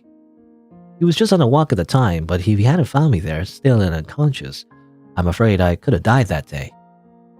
Yes, if he hadn't found me, I probably would have died at a very young age. My mother most certainly wouldn't have looked for me. She had other matters to deal with that night. That only leaves Hoshino able to save me, and that's exactly what he did. I remember I took her hand and you followed me as I looked for my aunt. She seemed startled. Auntie saw you looking down, refusing to speak as you wiped away your tears. I think she thought I might have been bullying you. That wouldn't be too shocking. She did take away the telescope of yours for a week. Can you only remember the embarrassing memories of me? There's no way I could forget that. I shrugged my shoulders with no smirk as I reply. But I can also remember something else. There's also that picture of us holding hands with each other as children at that time. Gosh, you look so cute. Huh? Forget that stupid picture. I don't think I can. I'll treasure it for the rest of my life. There's no way I can forget that. Hoshino chuckled as he repeated back to me what I told to him. I guess this is supposed to be my consequences. My consequence? It's kind of weird. Kind of weird to say that. Anyway. A bright yet plain 3-story house sits not far away. A garden littered with pansies lies in the very front. Pansies? I guess it's a flower? You know, I always hear pansies as like an insult, you know? Like, you're a pansy? Does it mean a flower? I never knew. I only ever heard the word pansy in the context of like a stereotypical 90s TV show bully, you know, calling someone else a pansy or whatever. You know, you're such a pansy. Apparently it's a flower, you know? Today I learned. Pansies are Hoshino's aunt's favorite kind of flower. In memory of the kind-hearted lady, Hoshino had taken very good care of them for her. Even after all this time, nothing has seemed to have changed. Aren't you worried that your uncle will come back while you were here? Hoshino gave a non-committal shrug as he took a key out of his pocket, soon unlocking the front door. As the two of us walked inside, the door shut slowly behind us. You can go take a seat. I'll go make some tea for you. I nod as I find a place to sit down. As I look around the house, I find it's completely clean. It was almost like I've been staying in a hotel. It was so clean, in fact, that something nearly felt wrong. It didn't look like a house someone was living in, much less two people were living in. I hold my forehead in thought, almost murmuring the questions under my breath. So, this is supposed to be a date, right? What should I talk to him about? What are we gonna do? Hoshino and I are fairly familiar with each other. We've never really been separated. Not in the past, and not now. Even on the days Hoshino doesn't go to school, we still wind up meeting somehow. It wasn't like there was something I didn't know about Hoshino. Not that there weren't plenty of things I could talk to him about. After all, no one knows Hoshino better than I do, although at first glance he does seem like a bit of a weirdo. But in reality, he's just a simple and oblivious yet kind idiot. Oh, sorry to make you wait so long. It really wasn't that long of a wait. In fact, I'm more surprised that he came back so soon. His tone seems so excited, it sounds like a child who'd been given a bag full of candy. What's he so happy about? I turned my head. Whoop. Ah! Ow! Just as I turned to look, it happened in an instant. I could feel my body collapse on the ground, unable to move. The blood dripped down my nose and slid through the curve of my chin. I could feel some run into my mouth.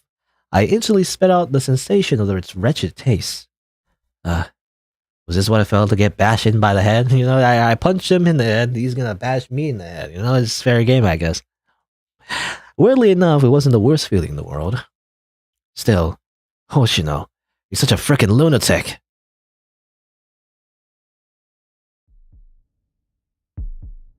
I wouldn't be shocked if I ended up with a concussion because of this. Maybe I should just let myself sleep. How could it possibly get any worse, you know? Another phrase that is said before disaster, you know, before you die or something. I already feel like I'm drowning. I can barely breathe. Oh, no, nothing to do, but to not do anything, I guess. I can feel my body gasping softly.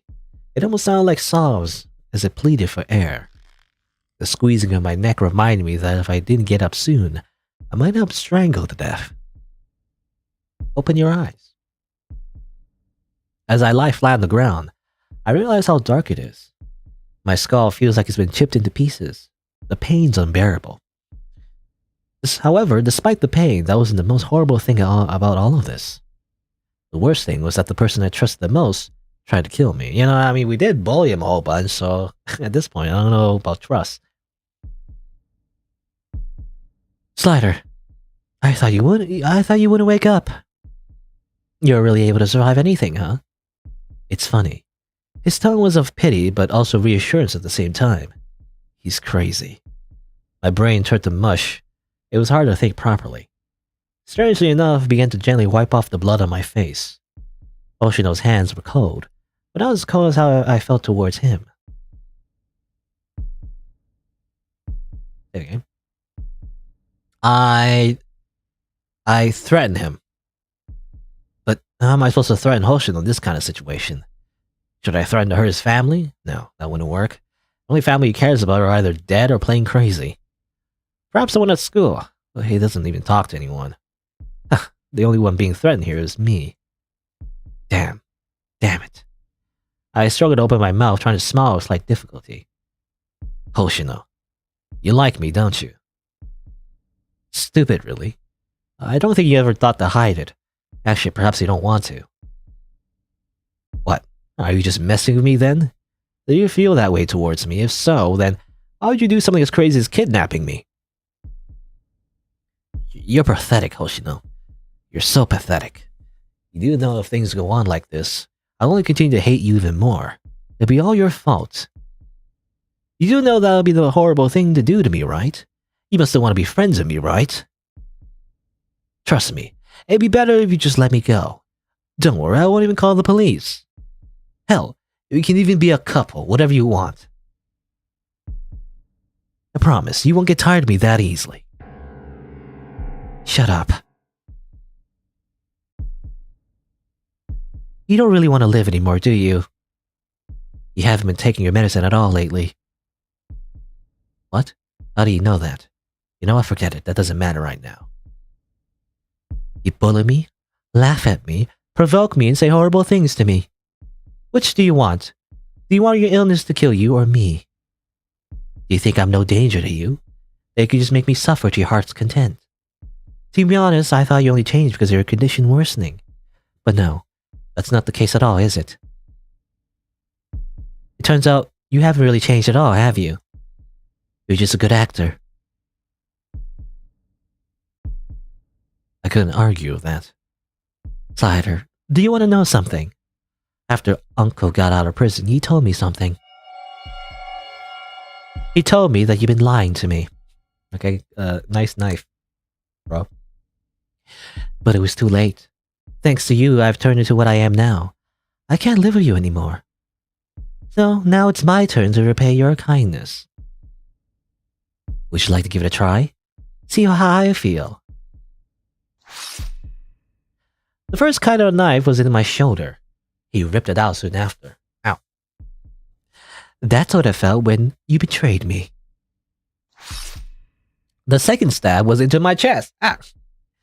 I felt like I wanted to die. The third time, the knife was plunged into my neck. Yet this time, he didn't seem to pull it out. I just wanted to be loved, but instead I just found myself loving you. Oshino's sobs drift through my ears. His body curls up like a child. He's unable to look at me. I wanted to laugh. What a strange sight to see. A murderer crying while their victim couldn't stop laughing. That was the last thought that ran through my mind before I ended up passing out. Well, that didn't end so well. This is not a very good date, I feel like. Bad end number 2. It hurts, as it turns out. Slider is dead. I can't believe I'm dead. The sentence played on loop within my mind, torturing me. My face feels wet from the endless tears. I can only hold their bloody head within my arms.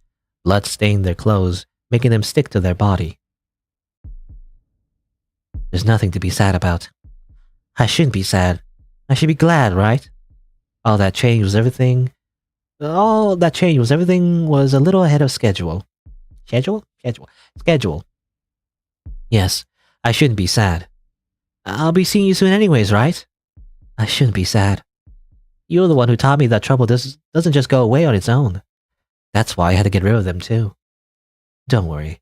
I'll make sure that we'll be together forever. Alright. I'm assuming double suicide. Also, the uncle was missing. I'm assuming he killed the uncle too, you know? I think that's what happened. Bad ending number 2 is 83. Alright. See you next time. There you go. Unless we die again, I guess. So actually, well, I'm just trying to think. I mean, the endings we got so far, I don't think we died, actually. That was the only time we actually did die. But there you go. Let's see. Well, let's see if we get a different ending. I don't know. How would we get a different ending? I'm just trying to think. I feel like all the other choices will lead the same thing. I guess we'll see. Let's try different things. I guess. All right. So we can choose to go to his house again. What if we're nicer to him this time? You know, I wonder what happens if we're just nicer to him. Maybe. I don't know if that would change anything.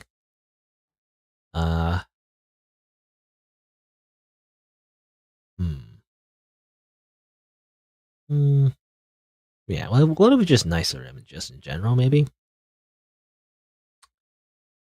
I guess below this. I guess, we'll just, okay, so this is back when we were meeting him at the library. He told us not to sneak up on him like, you know, like that. I guess, you know, let's not punch him this time. You know, let's just say, sure. Let's not do that again. Okay. I promise to you that I won't try to ever suddenly scare you like that ever again. I'll make this promise to him. Perhaps I'll keep it, perhaps not. Depends how I'm feeling. Will you really keep your word? Yes. Then Pinky promised me. You're being childish. As I yelled this out in frustration, I didn't really think about the volume of my own voice loud in public. Okay, same thing, and the librarian stops us. Blah, blah, blah, blah. Alright, go to his house. Bloop. Back here. Sure. Let's hold hands, lewd. I stopped, turned around, and raised my hand towards him. Oshino looked at my hand with a tilt of his head and a furrow of his brow. It was clear as day that he was completely confused. What are you? Hold hands with me, I told him. If someone were to look at him now, they think he'd just seen a ghost. What? You not want to hold my hand then? Wait, you really want to hold my hand? But wouldn't you be angry? Although he was still asking the question, he began to slide his hand into mine anyways. It seemed like he didn't even really think about it. Perhaps it seemed like I was changing too fast. He was probably afraid I was snapping him at any moment.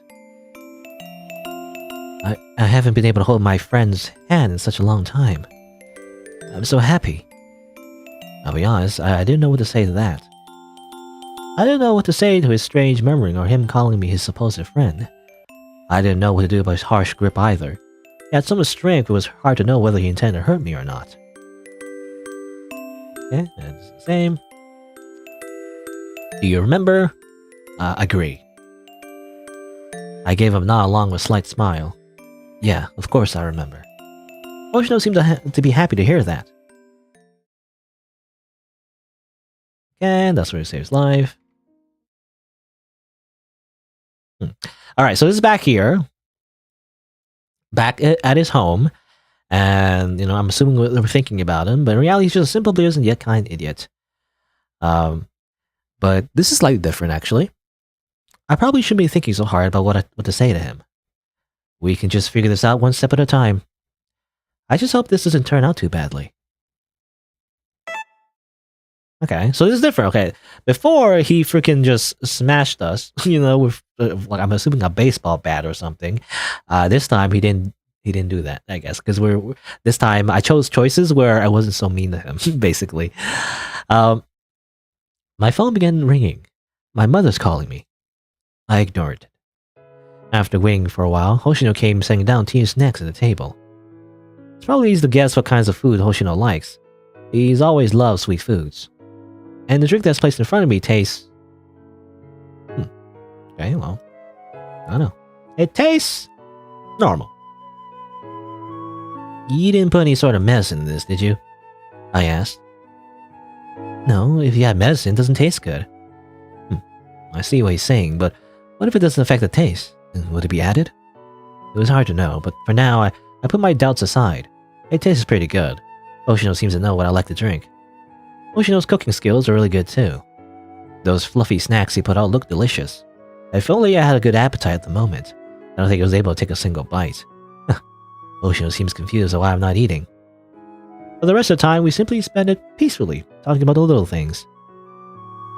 It's getting dark. Oh yeah, I guess so.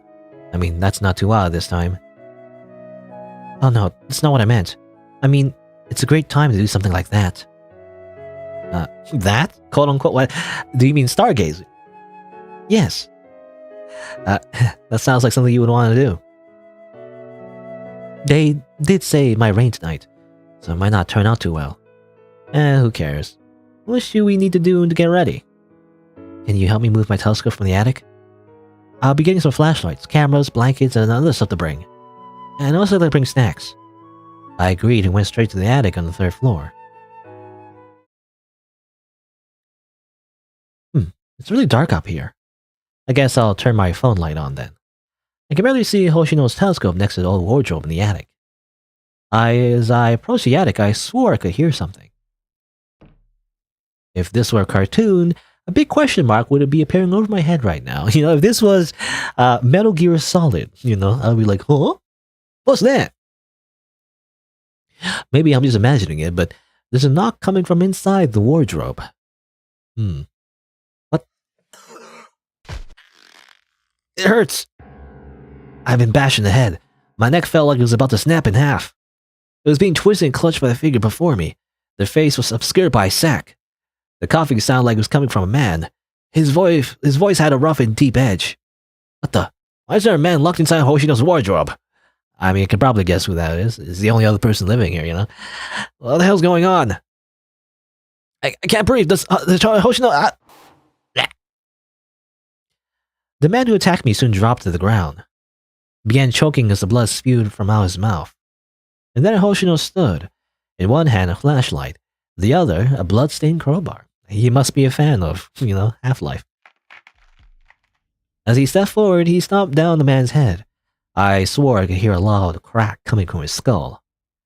The scene was soon imprinted in my mind, becoming a memory I could never forget. Never would have imagined that pure and kind Hoshino could turn into such a monster. It was as if a cute little puppy had suddenly turned to a vicious beast hunting for blood. Hold on. Save the game. That's an interesting option. I'm gonna say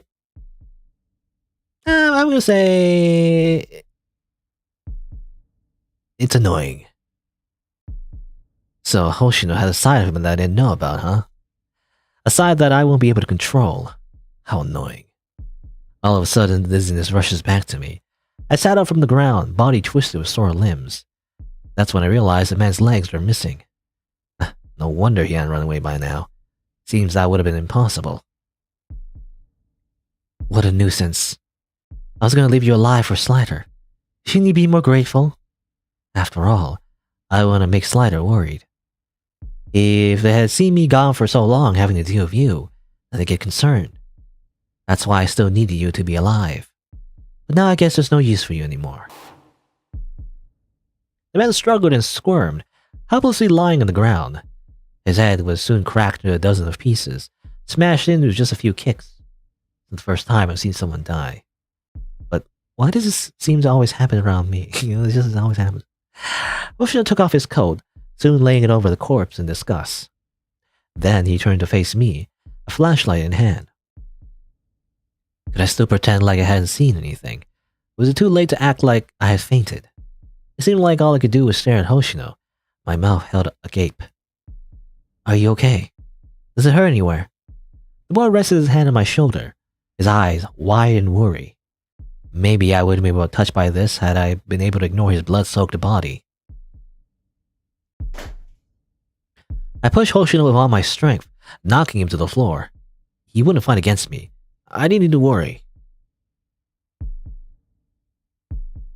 Hoshino looked at me in surprise. It was like the world had fallen silent. Not a single word came out from his mouth. I could feel it. He wanted me to explain to him. He wanted to know why. What are you gonna do? Yes. What was I gonna do? I'm gonna beat him up. Hiya! Boop, boop, boop. Odo. Punch him. Boom. Hoshino let out a pain gasp.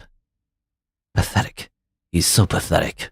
How useless. Muda. I just wanted to be with you. Please, don't give up on me yet.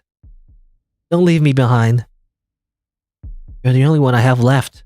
Only you. So... Hoshino's hands clutched onto my clothes. He began to tremble, his body shaking like a leaf. It seemed like I'd become the meaning of his existence. Really? I see. I guess I'll have to take the responsibility then.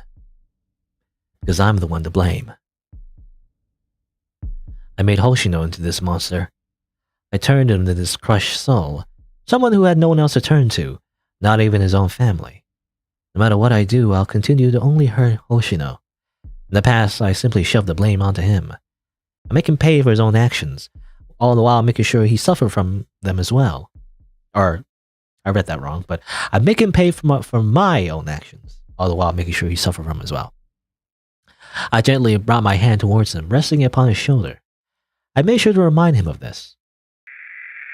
I was the only one on the planet who could love him. What? Wait a minute. How the tables have turned. How the turn have tabled. I cherished him more than anyone else in this world. He needs to rely on me, to trust me. It'll be the only thing that could keep him sane. He needs to make me feel happy. He needs to be with me. If he dared to turn his back on me, he remembered that his existence would no longer have meaning. And finally, I told him that people like him deserve to die. After all that hard work, it finally paid off. I was able to get that special someone who couldn't live without me. I won't let him go so easily. Don't worry, Hoshino. I'll fix you.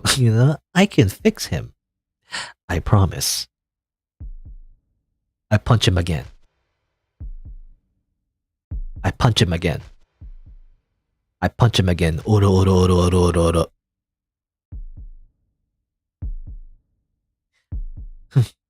Hoshino smiled, yet no emotions shine through. I'll be honest. I'm jealous of you.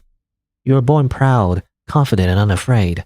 At least, that's what you appear to be, and everyone loved you for it. But in reality, you're just like me. Too empty and soulless to truly be called human. We're of the same kind. The same horrible kind. And it's great. Hoshino stretched his arms out toward me, desperately trying to reach me. Despite this, his efforts only ended up being in vain. So no. Although you've betrayed me, left me all alone, although you hit me, hurt me, the thing is, the only thing I have left is you. Just you. And that's it. Star Platinum! No, I know. It's all my fault, isn't it? But I know you love me, right? You have to. You must care about me. Want me to feel better. So that's why you abuse me. Right? This guy. Something in his mind has to be broken. He's a freak. A monster. A monster I created in my own hands. Too incomplete to be called human. Trash that belongs to me and me only.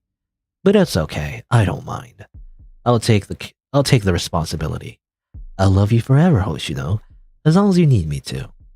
I'll always take care of you. You'll be in my hands from now on. And most importantly, I'll stay with you forever. At least for now, I can make this promise to you.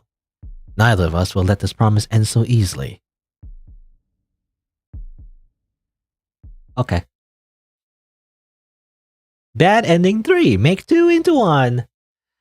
Um, you know, we're just like our mother, I guess. The protagonist is just like our mother. It's like very abusive, like toxic relationship. It's all about like, we do like abuse and bully him, but also like, oh, I love you as we punch him in the face. It's like it really is like that kind of you know relationship, I guess. But also they murdered someone. That's also that too. If it weren't for that, it would just be a normal toxic relationship. But it's even more messed up because they killed someone, or at least, well, Hoshino killed someone. I didn't do anything. But anyway, um, I'm a happy and normal high school student. I might not have any family left or any friends. I don't think anything can be done about it, but that's okay. I have Slider. They're all that I need. They're so kind, so gentle, and they love me. You love me, right? And so, now I'll live my life just for you. I seem I've been misunderstood for a long time, but now I finally get it. It's fate. We're meant to be together. I've liked you since the first moment I saw you. This was destined for us. We were made to find each other, to love each other. Come on. Please. A little harder. Hit me more. Abuse me. Trample me until I'm crushed into the ground. Prove with the pain you give me. Prove that you love me. Let's combine this pain and love together. Make two into one. You gotta set up a safe word. No, all right, there you go.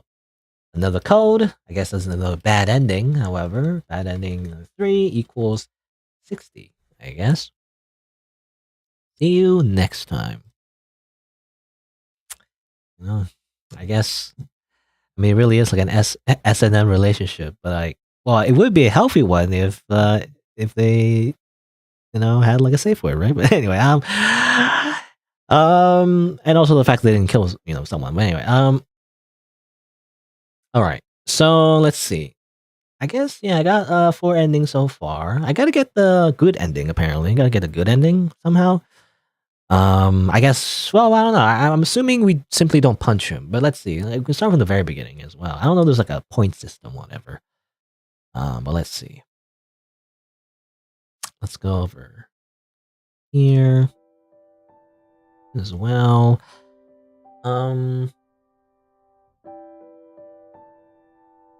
I do need to go to washroom though. Hold on. I guess let me go to washroom real quick. I want to go take a quick break. Yeah, I'm gonna take a quick break. I just want to go to washroom real quick. So before I continue and try to get the good ending, and then later a true ending, I'm assuming. I don't know how long it'll take, so that's why I want to take a break now. I'll be right back. This will be a quick one. BRB.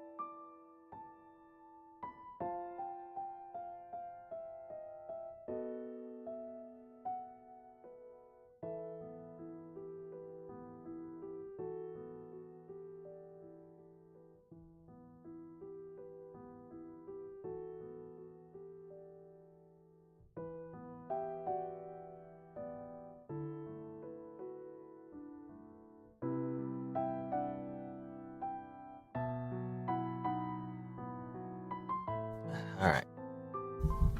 Drink a lot of water. I didn't want to, sometimes when I play a game, like I'm too engrossed into it, so I don't want to like stop in the middle.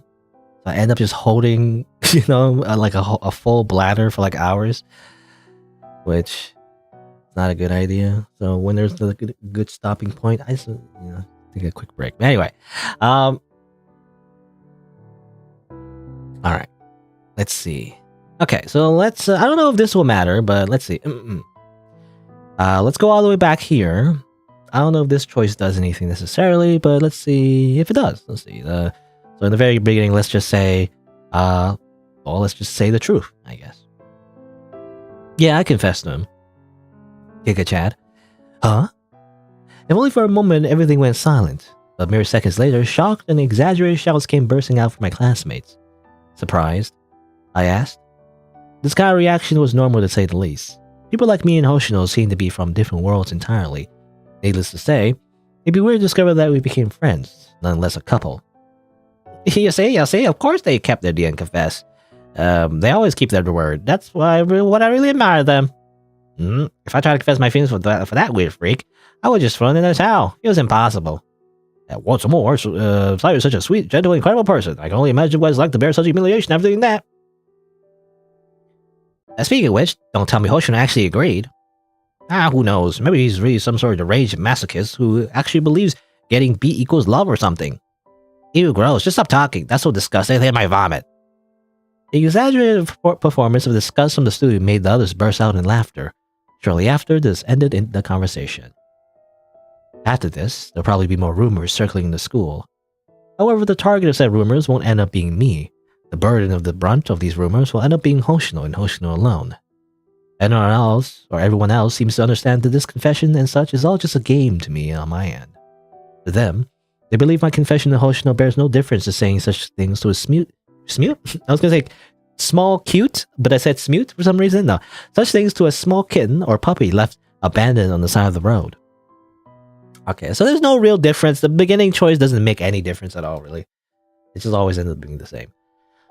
So I guess we should be, I don't know, I'm assuming, yeah, so we meet with Hoshino. We can do that. Maybe wait for him to finish this time. Well, even if I'm a scumbag who's got nearly no morals, even I know better than to pry other people's business and disturb their privacy. Okay. As I wait for him to finish, I instead pull out a book from the nearest bookshelf. Looking more closely at the book, it seemed to be about different types of fairy tales. A small unfamiliar bookmark was left in the book. It rested between the pages, making it easier to find where someone left off. The first picture showed a curly blonde-haired girl with a red dress. A handful of matches were being held tightly within her palm. The story is fairly well known. Oh, this is different, actually. This is very different. I guess it's the little match girl, I guess? I don't know. A young girl gazed upon the Christmas lanterns rising into the sky. Higher and higher they soared. In the end, they turned to twinkling stars dancing in the night sky. Among these stars, one star began to fall from the skies. Behind it, it blazed with radiance as it faded far away. I wonder, who has died after that little star has fallen? The little girl murmured to herself as she recalled what her grandmother had told her. Whenever a star would fall from the sky, it was said that in return a person would die with it. The stories ended up showing the little girl's dedication. She desperately lighted up as many lanterns as she could to keep her family alive. She would use as many matches as she could in order to do so. In the end, she ended up dying on the streets, freezing to death on a cold, snowy night who attempts to light up the last lantern. That's different. I guess there's maybe like different versions of the story. What I remember from the little match girl is that she was selling those matches to make money. But this version, she was lighting up lanterns? Maybe that's her job? I don't know. People felt pity for the poor girl. The girl had given but a soft smile before she passed away. Would she be able to reach heaven and finally be at peace alongside her family? At least after death, pain disappears. She wouldn't have been able to still feel that pain. This is the kind of book Hoshino would like to read. At our age, usually fairy tales would be considered children's books. People would tend to think that they're too old to read such childish things. High school students are always the most eager type of people who try to appear mature and grown up. They would hope to be perceived by the world as no longer a child, but rather a responsible adult. Unlike some people, others who are suffering and are unable to change, find solace in other means, whether it be spiritual or the stories of other worlds. Hoshino lives in those stories. In these types of wondrous stories, people like Hoshino escape their current reality with another much brighter one. Hoshino isn't ready to grow up yet, to leave the comfort of these kind of stories behind. If I'm being honest, I'm similar to Hoshino in that way, as shown by me reading this book in the first place, that is. Slider. Oh, what do you think? Would you consider that story to have a happy ending or a sad one? As I slowly closed the book, story coming to an end, I noticed Hoshino standing directly in front of me. His crimson red eyes gleamed brightly, curiosity shining within them. It seemed to shine so bright, it was as if the entire room lit up. It almost reminded me of the girl's matches, similar to a warm and gentle fire. No, not even a match could hold a candle to those bright eyes he has, not even as they glow brightly, especially since they die out soon afterwards. Hoshino's eyes don't do that though. I don't want Hoshino to die out like a candle. If he did, my life would have no meaning. If there's no one else to break down my feelings and emotions of, how could I survive?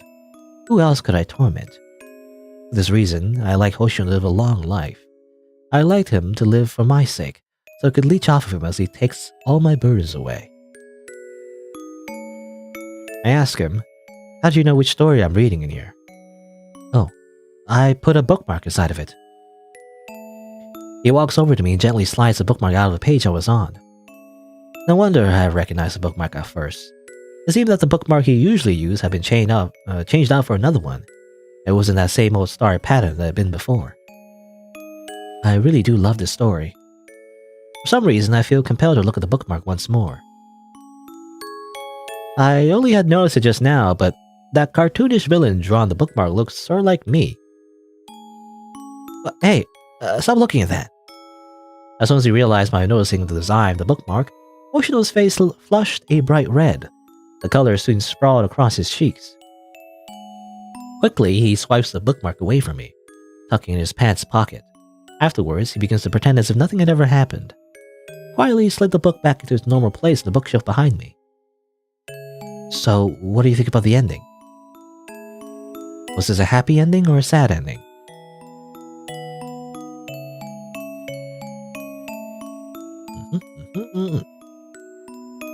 Happy, sad, both, or don't say anything. I guess bittersweet? Maybe? I guess so. It's a tragedy, but I guess she found solace in her last moments is the idea. So even though it's like really sad, it's supposed to be kind of like a positive message in a way. So I'll just say this. I told Hoshino I thought it was both a happy and sad ending. Also, I'm indecisive, so I don't want to choose one or the other.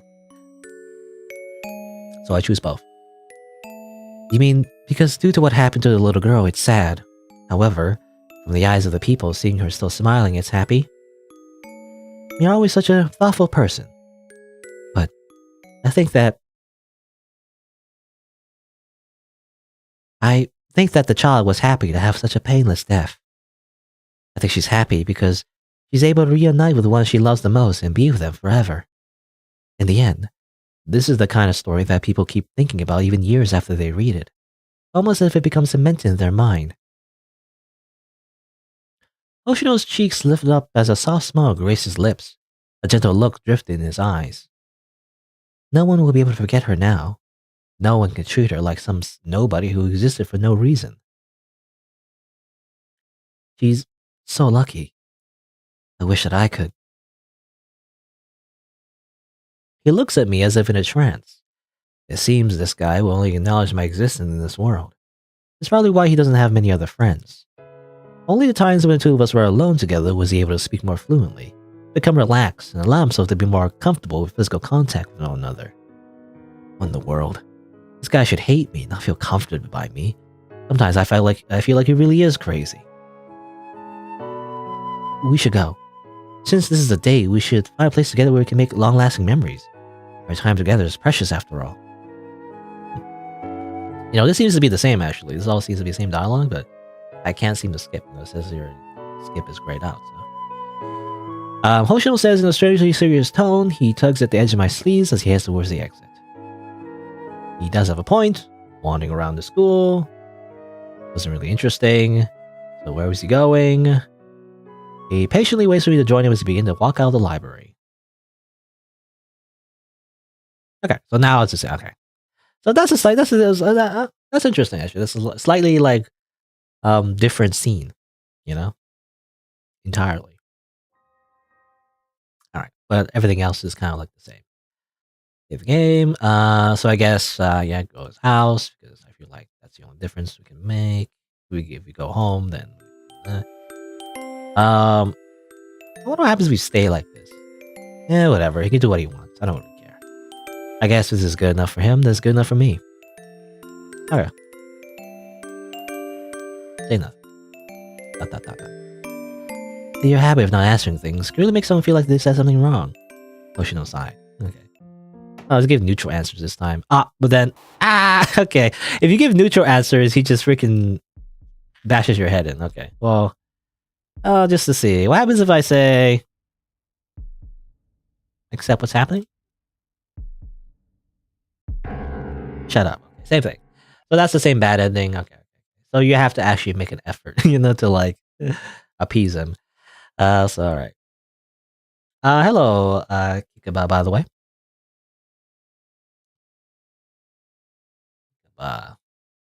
That's a very familiar sounding name. Why is that? I think you're a developer, right? I think you made Toga. I think I recently uploaded that on the channel. Actually, yeah.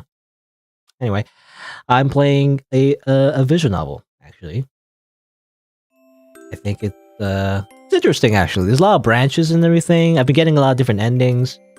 I think if you get all the endings, there's a little password. You get a true ending. This time, I actually try to get a good ending. All the other endings involve you dying or like him dying, or just like I don't know, just bad things happening. All right, so yeah, okay. Well, I did this part already, so that's why I'm skipping. By the way, it's like going over stuff I already went through. A lot of choices though. A lot of choices that don't matter actually. But let's agree. Okay, so this is the branch where we see the uncle and everything. You're welcome, by the way, Kikaba. I mean, I didn't do much. I just played your game. I just kind of like played the game and talked over it. I think I already said my thoughts about the game and everything. In the actual video itself. So, initially, funnily enough, actually, your game, was supposed to be a part of my first stream on YouTube because I used to stream on Twitch. That's usually my process, I guess. I stream on Twitch, and then I cut it up and put it on YouTube. Is the idea. Recently, I started streaming on YouTube instead, just to consolidate everything. I guess it's like there's really no difference between streaming on Twitch versus YouTube for me. I feel like. So it's just best to have everything in one place. But funnily enough, the day that I streamed your game, actually, I forgot to go live because I did not know how to go live on YouTube. Apparently, there's a button you gotta press, or otherwise, there's a setting you can press auto start on OBS. Otherwise, you don't go live. So, like, technically, I played your game without even, doing that. Also, did I? Oh, no, okay, I don't know. For some reason, I thought, okay, the game was flashing because I minimized it accidentally. Anyway. What am I doing? Oh yeah. Okay. So back here, this is where I edit. Save the game here. Just want to double check. I mean, I guess it's the same thing anyway. All right. Let's see. So this is when we see him kill the uncle. At least finish him off, I guess. What happens if we choose this option? It's exciting. Actually, this is exciting. Apparently. I can't help but feel excited. It's that same sort of excitement you feel when you see the bud of a flower grow into full blossom. Okay. But, okay, the rest of it is the same. And then here, okay. So last time I chose to just beat him up, I guess. How about we don't do that? What if we just simply use our words? What happens if we just do that? Oshino, What do you want me to do? You want me to call the police? Do you want to kill me, then continue to kill others as well? Or do you want me to be your accomplice? What am I supposed to do, Hoshino? Pathetic.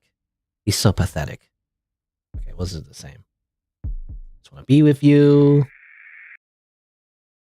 Okay. So this is some dialogue, so just to give some context. So same dialogue, after all that hard work, basically we've been like bullying him for a reason to make him dependent on us, I guess. And to like gaslight him, maybe into like, it's like being like codependent, right, is the idea. But yeah. And last time I just punched him a whole bunch. This time we didn't do that. So this is different. Don't cry, Hoshino. I watched as Hoshino began rubbing hard at his face, desperately trying to wipe off the tears.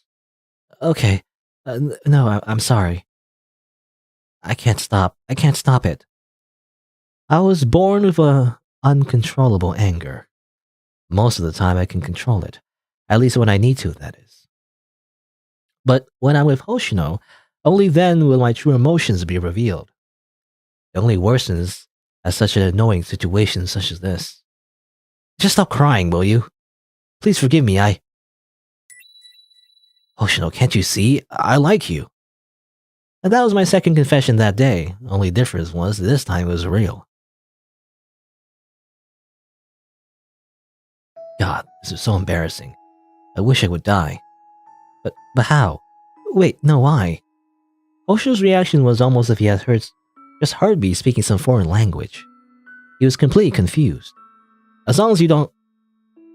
If you look at me and only me, if you promise to love me, then I promise to treat you well too, okay? Okay, it was just tsundere at this point. This dead body, by the way, the context of this scene is like the freaking like dead body just decomposing right next to us, but don't worry about it. I'll make sure you're happy. I'll treat you better than anyone else. Huh? Hoshino was stunned at my words. I'll be honest, I was too. I didn't even know what I was talking about. I didn't understand what I was saying. I'll probably end up regretting this. After all, did I really want to be involved with someone like Hoshino?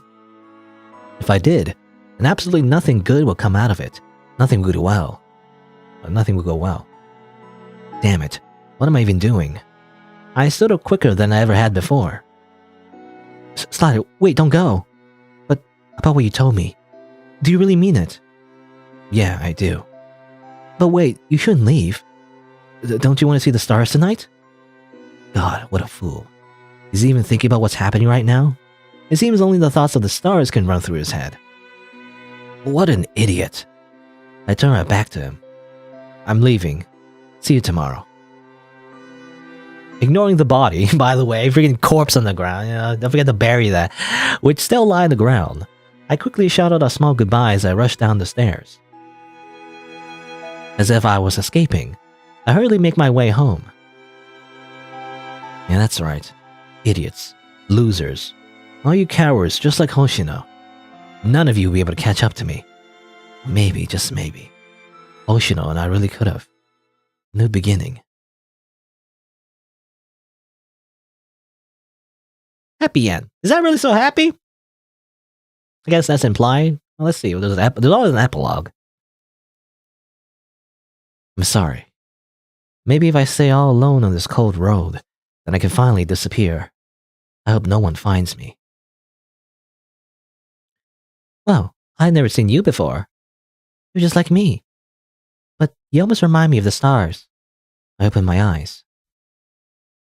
Oh, maybe this is a flashback, actually? Yeah.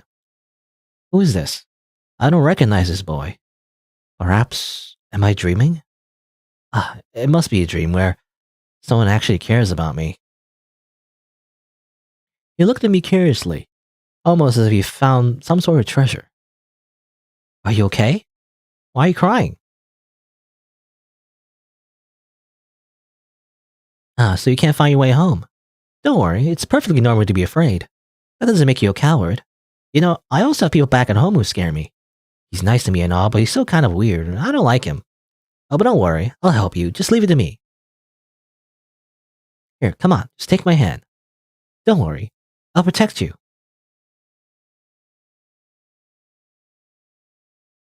All right, congratulations. You got one of the codes, but your ending 0-1. So good ending equals, let's say good. Kind of left kind of like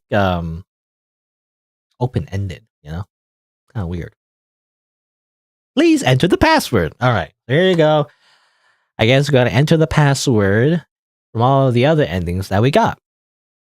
According to my notes, it is, starting from the bad endings, 99, 83, 60, 11, 01. Hopefully that's correct. Can I save? Just in case I put the wrong password.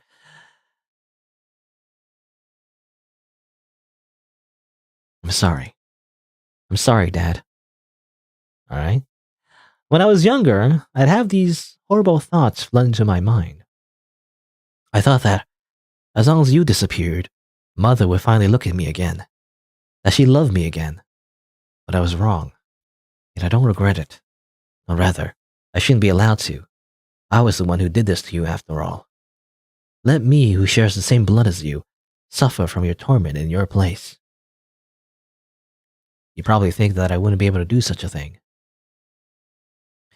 I was seen as the innocent and well-behaved child, but I would actually steal your medicine each night without you knowing. And since you were left without taking it for so long, I'm sorry. I was just too jealous of you. I'm sorry. I'm sorry. I'm so sorry. It's been a year since I confessed to Hoshino. Alright, so I guess technically the protagonist killed his father, I guess. He was jealous of his mother's attention, which is ironic because later on he didn't like, his mother's attention. So I guess that's what happened, I don't know, do you call that killing? I mean, I guess, he did lead to the cause of his father dying, right? Because he didn't take his medicine and everything, right? I don't know what you call that exactly in the legal sense, like neglect in a way, sort of, murder by neglect. I mean, not neglect. What do you call it? I don't know what you call it. I don't know, anyway. I'm still alive. That's good, I guess. Not much changed in my life, but I guess a few important things did. For one, I began to listen to the doctor's orders and started taking my medicine again. Another thing was, after my mother and I argued with each other, we decided to live separately from one another. I don't need her anymore anyways. I guess I now have someone who walks me to school too, though I'm sure you can guess who that is. He's actually grown a lot taller. It's kind of weird. He's almost like a giant. He's become a lot happier though, a lot calmer. It's more normal, after killing someone. We're not going to talk about that, by the way. We're going to sweep those sins, under the carpet. Good morning. Oh, good morning, Hoshino. We're walking our way to school together. How do you feel today? To be honest, I haven't been sleeping well these days. Because of the mood that I'm in, Hoshino's bright and beautiful smile, along with the flowery scenery, made everything feel way too happy. It's almost cheesy in a weird way, and the sight started to hurt my eyes. Why are you such a good mood? Oh, am I? Sorry. As soon as I see you, I can't help but smile. God, don't say that so seriously. I think I might throw up. But it's true. I never lied to you. I gave a slight shaking to Hoshino's shoulder in anger, yet his happiness seemed to be unhindered. This guy is stupid enough to try to annoy me, yet for some reason I still can't find it in me to be annoying. It's stupid, and it's also stupid. For this semester, the teachers put our tables next to each other. Could this be destiny? It's not destiny, Hoshino. It's obvious that you're the cause of it. If you didn't always tell the teacher weird things like, I'm so glad I got to see Slider today, I come to class just because of them, then this never would have happened. I think they're afraid you'll just stop coming otherwise, so they'll actually let this happen. The reason for it doesn't really matter. It all worked out in the end anyways, right? You were the one who taught me that. I'm learning so many new things from you. I raised a brow at him. If I was supposed to be the one teaching him things, then what was he even learning? I'm not the greatest role model after all. And whatever. Could we hold hands? What are you, a child? If you're willing to hold my hand, then gladly. Shut up, you're such an idiot, I'm leaving. You're so cute. Hoshino's soft chuckle along with the spring's gentle breeze had almost completely put my worries to rest. Of the murders. Don't worry about it. Almost. If only this fantasy was true. But then again, it's impossible that I've been fixed so easily. Nothing as broken as I could be healed. I couldn't deceive myself any longer. Just like how Hoshino couldn't deceive me. For example, when he added medicine to the tea he gave me. But I've deceived Hoshino as well. I suppose this was the one time you could call me the victim. Hoshino should hate me by now. I've done some unforgivable things to him after all. In the past, Hoshino's uncle was going to take him away to live somewhere else. I couldn't let that happen. Hoshino trusted me with his secret of what happened that day, on the day of my confession. He told me that even if he had to move away, I'd be irreplaceable to him, that I'd stay the only one in his eyes. I didn't believe him. I was jealous. What if it wasn't true? What if my relationship with Hoshino was weaker than I thought? I couldn't just let him go. And so, with an innocent smile on my face, I made sure of it. I revealed everything that happened that day to his uncle, adding fuel to the flames. Everything comes at a price. Hoshino's price is that he's mine and mine alone, that he could never leave me. And mine is that I must die at his hands, so long as he wished it. That's just a consequence. If he were to want my life to come to an end, so be it. That's the promise I must fulfill. Then again, maybe it's not all that bad. After I die, you won't forget me, right? Huh? You're still so young. Why are you thinking about death already? Well, would you forget me, Hoshino? No, I could never forget you. You're the most precious person in the world to me, the one I love the most. I couldn't tell if he was lying or not. I didn't know, but maybe I didn't need to. Don't worry, we can be together forever. How long will this game of ours last? So no matter what happens, when will I get tired of playing? I love you. I love you more than anyone else, so please don't leave me. When will I die from it? Maybe just for now. I should wait and see. At least his smile can suppress these horrible feelings. Can help cage them inside me. I guess that's all I really need. For now, it's more than enough. Okay. True ending. Incurable.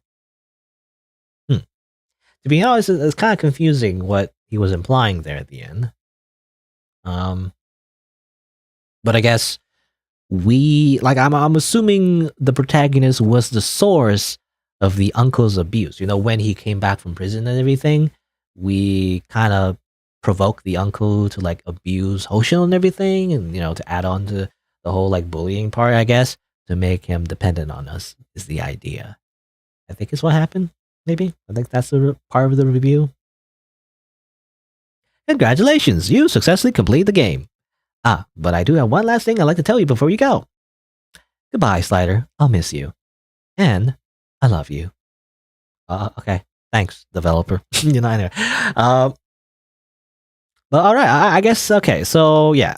The story is like, yeah, it's supposed to be like this thing where it's, again, very codependent, toxic relationship with the protagonist, and the, main romantic target, I guess, or what do you call it? Love interest, rather. I guess Hoshino. It's supposed to be ambiguous, whether or not, maybe not so ambiguous, but rather, it's a cycle, where like they were close to each other in the very beginning. They had, traumatic pasts and everything. Hoshino, I guess, lost his parents, I guess, but also lost his aunt and uncle, or his surrogate parents. Though the uncle went to prison and came back, though. I don't know. Well, I'm trying to think. So maybe, like, the protagonist was the indirect cause of the uncle killing the aunt, maybe, I'm guessing? Or maybe he got involved in the cult? I'm not entirely sure. But basically, yeah. The protagonist was jealous, basically. He was jealous of, like, other people's love, just like his mother, or their mother, rather, the protagonist's mother,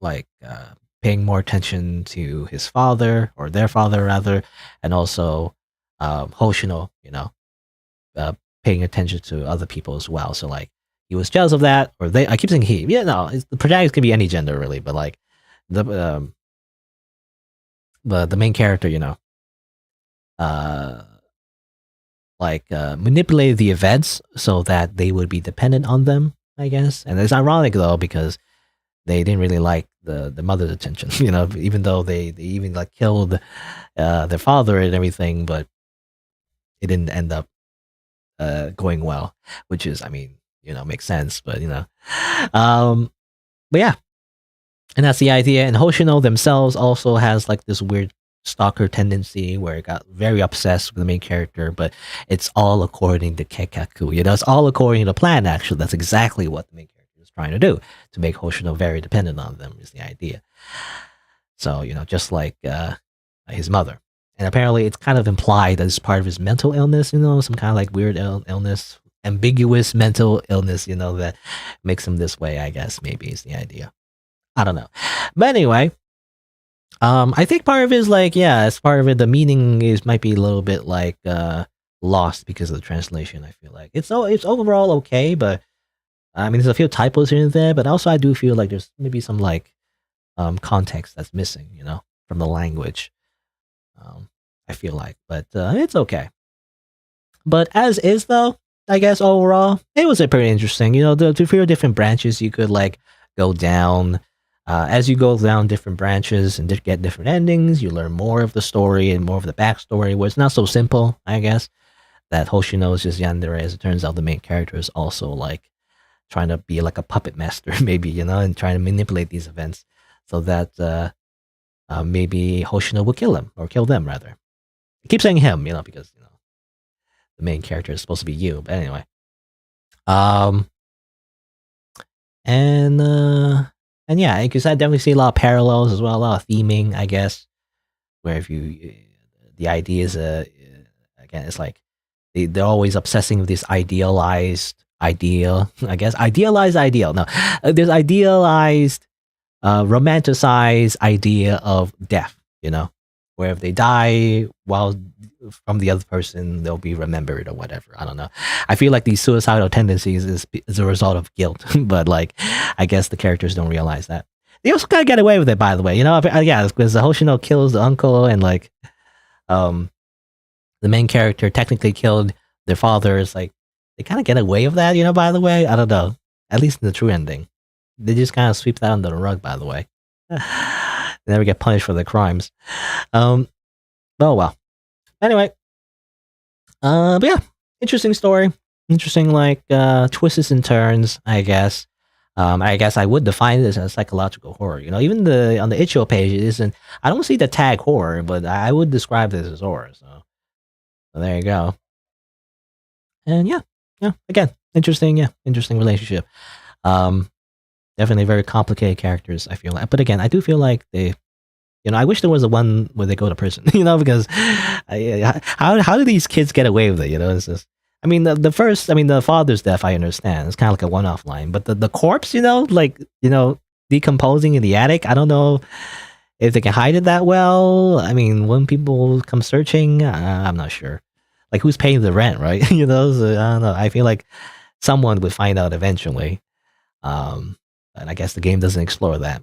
Anyway. But yeah. Guess yeah, again, interesting yandere type story. My only complaints, I mean, again, there's a few typos here and there in the translation. The translation could be better, but it's okay. It's all right, but it could be better. What else? The music is okay too. I wish it was louder though. I don't know. Some of the music I feel like it's unbalanced. I feel like it's a common problem with like a lot of indie developers. They always forget to like balance their music or like their audio. Gotta make sure it's like the same volume, throughout. Otherwise, it just feels like weird. I don't know. I'll fix that impulse processing. But anyway, and yeah, I feel like my biggest complaint though definitely is the visuals. Like it looks okay. Like to be honest, the art does look good from a technical aspect. It looks fine. It's just that the developer, for some reason, added some kind of weird filter on it. I mean, you can see it right here. Like, I'm guessing they were trying to do some kind of like maybe like watercolor kind of filter, maybe, or to try and make a stylistic choice, you know. But to be honest, it just looks like JPEG compression. You know, it's like it doesn't look good, to be honest. I don't know. Like if they're gonna go for like some kind of style, I mean, I feel like um it would be better if there was a reason for it. You know, that's part of design as well. You're like graphic design. Like if you're gonna make something look a certain way, there has to be a reason for it that fits with what you're trying to communicate, which is like the story, right? So I don't know. I feel like it doesn't fit the story. Again, it just looks like JPEG compression. So like, to be honest, it doesn't look good. If you take away the filter, I think it would look okay. You know, in my opinion, anyway. So that's the only thing that's holding it back. I feel like just I don't know. Well, it's making like why are you making it so blurry and the texture like looks so weird. Just make it like more normal. You know, just make it a little more normal and just color it normally. I don't know. That's my opinion anyway. Or at the very least, you know, if you're gonna do some kind of watercolor thing, like don't use a filter. You know, it just looks artificial. You know, if you use a filter, it looks like that anyway. I don't know how the developer actually did it, but like it does look like it's been filtered after the fact rather than before. You know, if that makes sense. Like it's like they drew something and then they put it in Photoshop and just added a filter on it. It's like it doesn't look good when you do that. I feel like it looks too obvious that you just added a filter. If you're gonna add something like that, you gotta make it subtle. I feel like you know, don't make it too strong. Otherwise, it's a how do you say it? It overpowers the rest of the image. At least that's my opinion anyway. And yeah, I guess that's it. Again, overall, yeah, it was an interesting little visual novel. I gotta say. The only thing I don't like personally, anyway, is the fact that the protagonist is like you have to put your own name. You know, you're putting your own name, but like technically they already have their own backstory. So I actually would have preferred if they simply was their own character. You know, because it kind of feels weird, like putting your own name, but then suddenly you kill your father or something. You know, it's like wait a minute, or like you bully him or you beat him up. You know, it's kind of weird because I don't know. Unless there's a reason for it, you know. Again, like maybe if you're gonna do something like that, maybe there'll be like a fourth wall breaking thing. Yeah, I don't know. I guess I'm like corrupted from like DDLC, but like if you're gonna add a thing where like your character is you, then maybe there would be like a fourth wall breaking moment where like your decisions would actually lead to consequences, like him like pointing out like the player, right? Picking like obviously like sadistic choices. That would be interesting actually, but otherwise it does feel like the main character having your name or like a custom name feels arbitrary and really they should just have their own character really, I feel like, in my opinion anyway. But that's subjective, I guess. It is a kind of a trope though that you would put your own name in like a dating sim, you know, dating sim. So maybe they're kind of like deconstructing that a little bit. I don't know. But anyway. But yeah, there you go. So that's the game. Um that was it for Confession or Pass Hope or Incurable Medicine. I don't know. There's like 3 different translations for this game that or at least for the game title anyway, that I don't know which one to use, to be honest. I'll just use Confession, I guess, because that's the name of the game file. But there you go. So let's see. I guess if you're watching this, or if you're watching the video, you know, on YouTube, then if you want to see more content, don't forget to hit that subscribe button. If you want to see more, you can also see other playthroughs on my channel. And I also stream these games live, so you can change these notification setting from personalized to all if you want to be notified when I go live. But there you go. Thanks for watching. Until next time, see you then. All right, there you go. No music at the end there. No music, just silence. I also wish there was main menu. You know, I always wish that. Sometimes developers don't do that for some reason. Yeah, main menu music. Anyway, but yeah, let's see. So that's what I'll cover video and everything. But it's only been 2.5 hours, so I'll probably play one more thing, probably. So let's do that. I gotta switch some stuff though. So let's see. So I close this. And I gotta like open this, I guess. RPG Maker game, another like box ratio RPG Maker game that's I guess I'll simply leave with black borders because I don't know what kind of background I would use.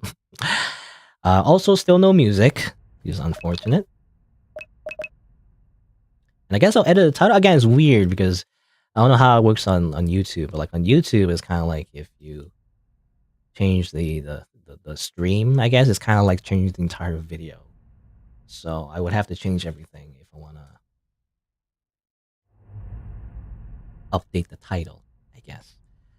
But let's see. Change the formality. I have to update a bunch of stuff. So let's see. Change the formality. Will be this. Change the formality by Ghost Lim.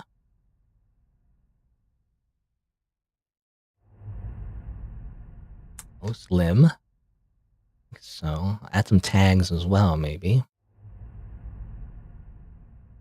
I'll change the thumbnail as well. RPG Maker. Surreal, weird, horror? Maybe? Is it horror? I think it's tagged as psychological horror. And okay. And I gotta change the thumbnail as well. Change it to here. I have something prepared, so. You know, shall I add like an actual like title? Let's see. I guess I'll use part of the description. It says here, try killing God with a girl named Camille. Camille? How you pronounce that? Camille? How you pronounce that, Google? Camille. Camille. Camille. Camille. Okay, Camille. Camille? Let's try killing God. I think this will be my title, you know? Okay. Yeah, it says here in the description, it says here, hello, are you tired of your life? Of everyday unfairness? Of bad luck? Maybe your crush doesn't like you back, or your favorite chips aren't on the market now, or you're destined to die. If that's true, this game provides a solution to all the problems. Try killing God with a girl named Camille, I guess. I don't know. Sounds silly. It's a short story based on the adventures of Camille and Alistair, apparently. Trigger warnings, blood, suicide, depression, hanging, child abuse, death, religion, and terminal illness. Sounds great. You know, the reason I picked this game is because that art looks like Hello Charlotte. And I don't know if the game is as good as Hello Charlotte, but it might be leaning towards that kind of style, which makes me, at the very least, interested. So I want to try this one out. Yeah. Let's see, though. I want to take a bit of a break, though. I already did take a washroom break, but I also want to take a snack break. I'm getting a little bit hungry, so I want to eat this banana, that I have on my desk. So that's what I'm going to do. I'm going to put on some music, however. Let's put on the music that I had before, I guess. Where was it? Shin Megami Tensei extended soundtrack. Where is it? This one? Was it this one? Was it this one? I don't know which one. This one? Sure. I'll just have this on. Alright. So, let me just take a quick break. I'm just gonna grab a snack. Some more water. And I'll be right back after a few minutes to continue playing Change the Formality. Or not continue, but to start a new game rather. And I guess we'll see. I don't know how long this game is. Hopefully it's not too long. It doesn't say how long it is. Again, hopefully it's not too long. Let me see. Someone made a video actually. Just real quick. The length of the video seems to be about half an hour. Alright. Seems to be pretty short actually. I guess we'll see. Anyway. Be right back.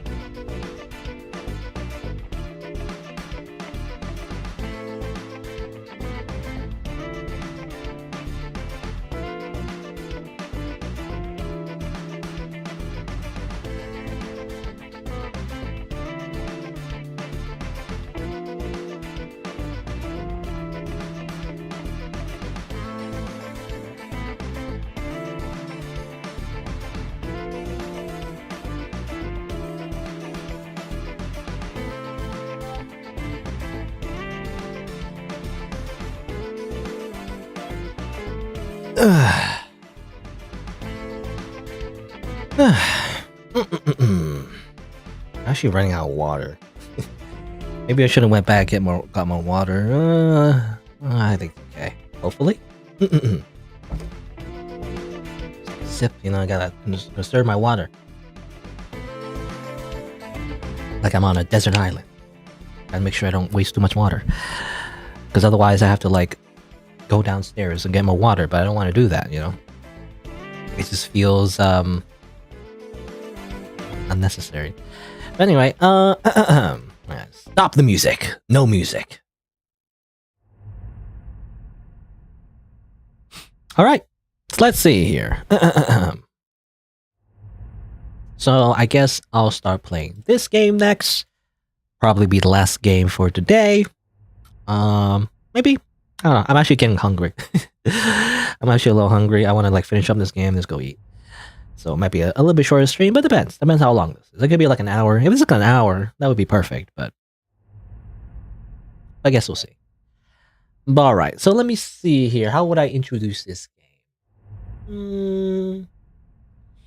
Well, I could be like, welcome to Change the Formality, an RPG making game developed by available on itch.io. About killing God, a girl named Camille. Camille? How does I pronounce her name? Apparently the main character is called Camille. Camille.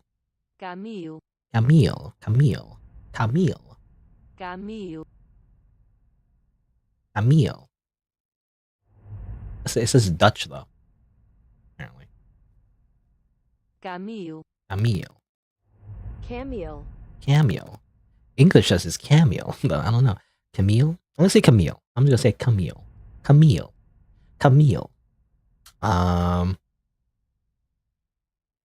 It's also a horror game, so yeah, I gotta mention that too. I always say content warnings. I didn't used to say, you know, content warning, blah blah blah blah, but like, I don't know. I just started to say that, I guess, just so people know what to expect, right?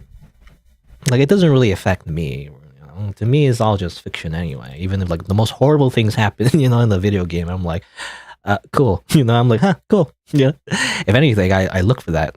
But I don't know. I always just say it in the beginning. Maximum volume. All right, let's see. I don't know if this is a. I mean, it's a story game apparently. So there's no like combat as far as I know. It doesn't look like there's any combat in the screenshots. But let's see. All right.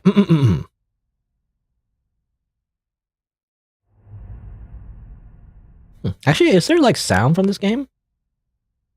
When I opened the game, there wasn't. Oh, okay, there is. There's a bit of my ambience, I guess. I didn't realize. So I guess there was sound in the main menu. When I opened the game, you know, OBS, it just said like 0. So like I didn't realize there was actually a bit of a sound to it, actually. Oops. Oh, whatever. Not much to it though. It's just like weird,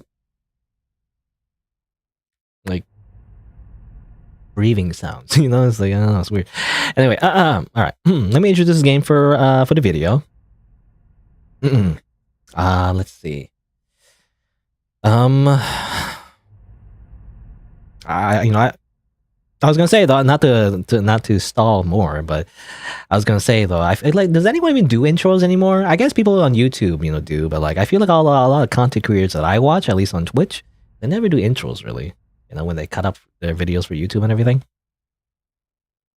I feel like the only content creator I know that does that would be Northern Lion, you know, NL. He always does like little intros and outros, you know, when he cuts the videos and everything. I don't know. I just want to follow his example, I guess. I feel like it makes more sense if I add like an intro at the beginning of like a YouTube video. You know, I can't just like start. So I guess some people do that. Anyway, all right. So let's see. How would I? So maybe something like, hello and welcome to Change the Formality, a RPG Maker game developed by Ghost Lim, available on itch.io. And well, this game is about trying to kill God with a girl named Camille. I guess we'll see what happens. No content warning though. This is a horror game, so there may be some disturbing elements. Viewer discretion is advised. Let's begin. The universe is huge. It's vast and unimaginable. Billions of stars are appearing and disappearing. The number of galaxies is growing. Black holes destroying everything around them. Everything is happening without your control, and will be happening no matter if you are present in this world or not. A little bit typo. Isn't it sad? However, I think our experience of the universe has value, even if it disappears forever. Alright. Hello, dear followers. Camille Wells. Today, I'm gonna kill God. Good. Okay, I'm done with Twitter. Now I want to meet up with Alistair. He's a priest. He knows all the stuff. 喜べ、少女。君の願いはようやく叶う。Alright. We are Camille. We're level 1 and we're unemployed. Save the game. In items. We have the power of research. Oh yes. Church of the Eye. A belief in an all-seeing God who created the world from chaos, as well as his rules and laws. Hellish infection. A disease which any sinner can get. Marks a body with burning stains. A sick person dies within 4 weeks. The all-seeing God controls overpopulation with this illness. The COPS, cops, creatures who believe they kill people in the name of justice, come in groups. And Manada, angel-like creature, at God's duty, can come in every color. Every color of the rainbow. Alrighty. You know what made me interested in this game, to be honest, is the fact that it's kind of reminiscent of Hello Charlotte, you know? So, I don't know if it's going to be the same type of game, necessarily, but, well, I'm curious, so let's find out. My fish named Bitch. Very fitting. Is it? Is it a female dog? I don't know. My photos and my friends. Great. My delightful bed. My lovely pile of trash. My handsome trash. My plan to take over the world. You know, she has a third eye, you know? She's like Tien from Dragon Ball Z. She can do the Tri-Blast, maybe? I'm not going here and there like a game character naming things like a My Beautiful Table. But you are, though. You are doing that. My good-looking trash. Right. Is that it? Just looking around? Okay. Alright. Let's go. Oh. Hi, sister. Why you call me that? It's not like we're in a movie. Real siblings never call each other like that. You know, unless you're in anime. You go like, One-chan. Ah, shut it. Where are you going anyway? Meeting up with Al. Really? You two hang out so often. It's like you have a crush on him or something. Ah, very funny. Anyway, I'm going. Maybe home my evening. Bye-bye. Ah, bye. Okay. And thus we go out into the outside world, where I save the game. Interesting houses. Hello? I can't remember how old I am. Maybe you know? You're 0 years old. No, that doesn't sound right. Okay, well, I don't know. I don't know, man. You tell me. Hang on here. What's that? This looks like stairs. Doesn't seem like I can go in there, though. Alright, just a mysterious ghost thing. Great. Few houses over here. Something sparkling over here. There's sanity on the floor. Pick it up? Sure. You got sanity. Wow. Great. You just pick it up, I guess. Someone has left their sanity.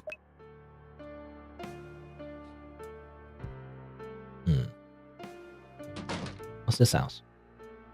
Hi. I was a human once. Now I'm something else. I literally couldn't care less. Who asked?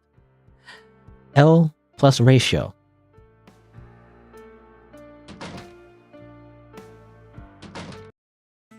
Mushroom. Nothing matters. We're all gonna die. No one is safe from nuclear bombs. That's not true. The cockroaches will live. Everyone can develop hellish infection. Hee. Great. Amazing. That's the mushroom house, I guess. Alright, we'll just continue. Is this like post-apocalyptic or something? No, or are we in like Fallout? Yeah, what's up? I lost my sanity. Oh wow, you found it. Thank God. My name is Camille. Okay, we just say our name, but that's it? I don't know. We just introduced ourselves, but nothing happened. Do I still have the sanity? Yeah, I think they took it. Okay. Great. What if I wanted the sanity, you know? Maybe I didn't want to give it away. Shop. Burning cells, huh? I'd rather not go there. Hawk discounts. I'll knock on the window. Nothing. Can't really go in, I guess.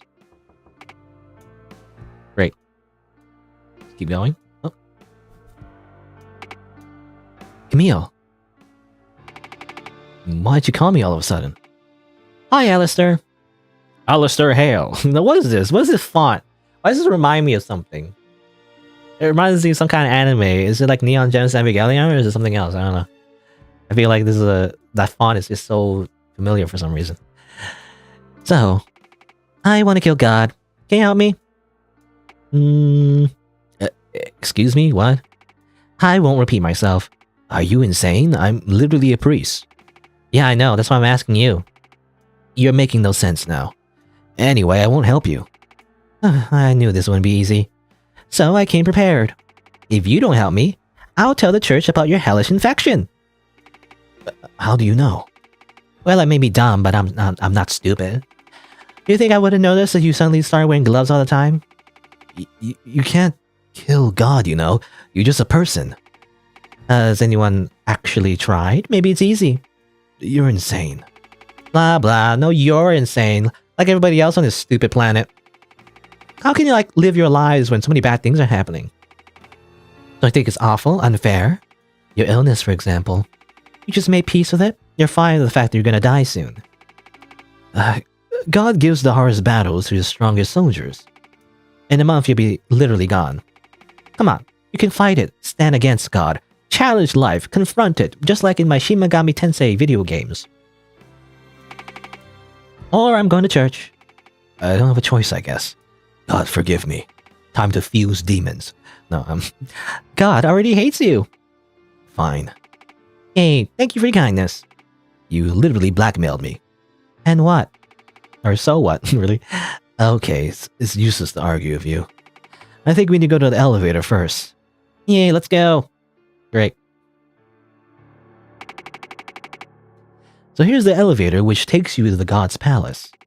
That easy? No security, no protection, no nothing? I guess nobody's bold enough to go there, so there's no need for such a thing. Fine, let's go. It was that easy. Typical RPG Maker elevator music. So how's life with terminal illness? Can you stop? Nope. I guess nobody has told you that the world does not revolve around you. Oh, weird typos. World revolves. Oh, how edgy. I'm just joking. Stop it. You're no better or not smarter than anyone. Or than everyone, rather. I don't know. You're no smarter, or you're not better and smarter than everyone. You're not a genius, nor a master manipulator. Genius? Genius? Actually, I am. Look. Boobs. You're now thinking about boobs. Stop it. Ah, we're crashing. I can't believe you made the elevator think about boobs, and therefore it crashed. Why'd you do that?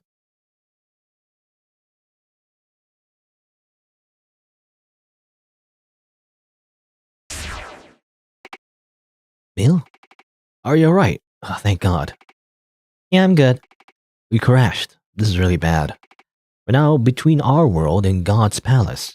In the Holy Scripture, there are only few lines about this place. Altogether, it's very dangerous. Don't worry, I'm here. That's why I'm worrying. No, really, what's the worst thing that can happen? You dying a painful death? You're a goner anyway. Don't worry. Thanks, I guess. You're welcome. We'll get out of here and reach God's palace together. All right. Okay, good. I think this elevator isn't gonna work. Oh, we're already starting off like really weird. Like a lot of things are going on that just don't make sense, but sure, we'll just go along with it. Authorized passage only. Oh no, what do we do? Why are you acting so cartoonish? It's like as if you're like an anime or something. Life is a game and I'm the main character. No, you're not. I am. Literally. I actually am. What do we do?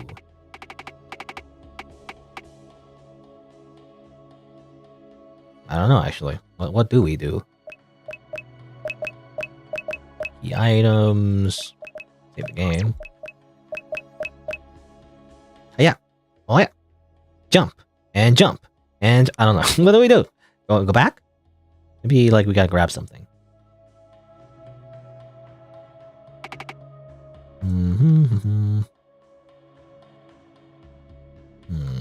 You know, my first instinct as a gamer would be to grab a plank or something, but like from the scraps here or something like that. But I don't see anything, so I'm not sure what you're supposed to do. I don't know.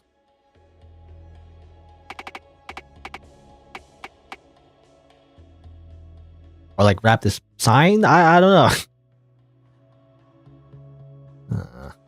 I'm already stuck.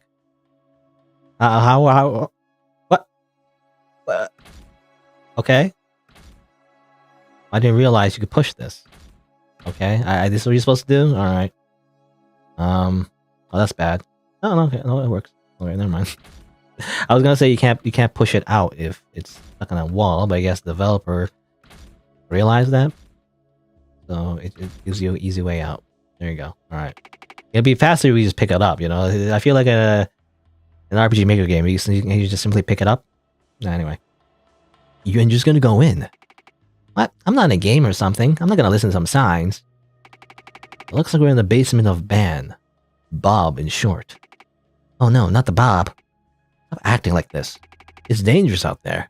There are COPSs. They'll ban you. Fine, we'll be careful. You know, ban you from the server, oh no. Okay. Why are there so many trash bins? Who knows? Maybe it's where you keep someone's soul. Nice, a big trash bin. More like bin or big. More like big or what? I don't get it. Alright. Can I say hi? Wait, hold on. Let me... Wait, hold on. Save the game. Hi, what's up? Game over. L. Okay. Good. In Comic Sans. Great. So don't touch them, I guess. Anything else? Can you go in here and start looking? Oh, alright. We'll go this way.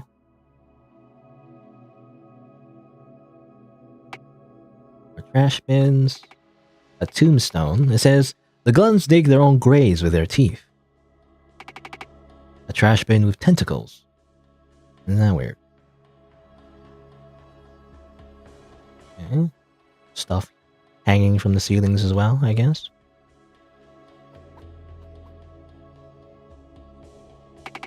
There's a fence here. We can't get through.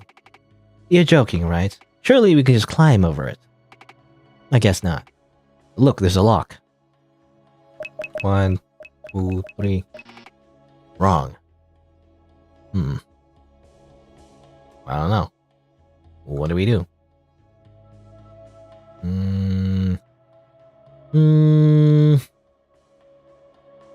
Well, I don't know. Like, I think it has something to do with the trash bins, maybe, but how do I differentiate between them? There's trash bins here, there's trash bins here. I imagine trash bins here too. I'm not sure. Am I supposed to count them? Or what am I supposed to do exactly?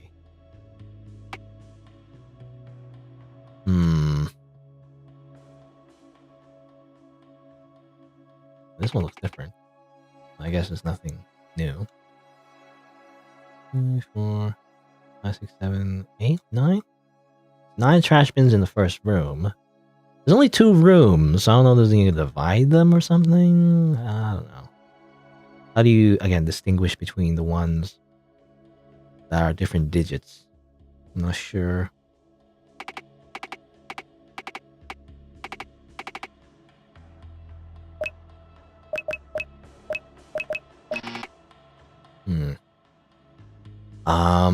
Yeah, I don't know. Aggressive thief. Oh, maybe I just need to count in this room, maybe? So, 1, 2, 3, 4. So, 4 there. So, 1 here on its own, maybe. I don't know. Like, how are you supposed to do this? 1, 2, 3, 4, 5, 6, 7.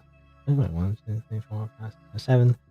So, maybe it's like, I don't know. Like, 1, 2, 3, 4, 5. 5, 1, 7? I'm not sure. This is a weird puzzle. I don't understand the puzzle.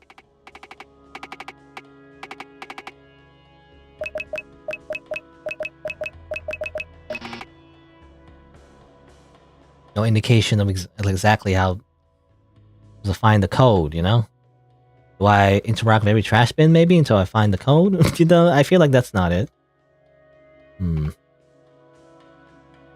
This might take longer than half an hour after all, because I don't really understand what I'm supposed to be looking for. Oh, there's so many trash bins.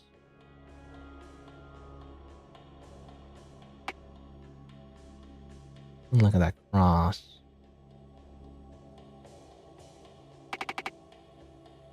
I don't know. Again, I think you're supposed to count, but like, I'm not sure what are you supposed to be counting for each digit, you know?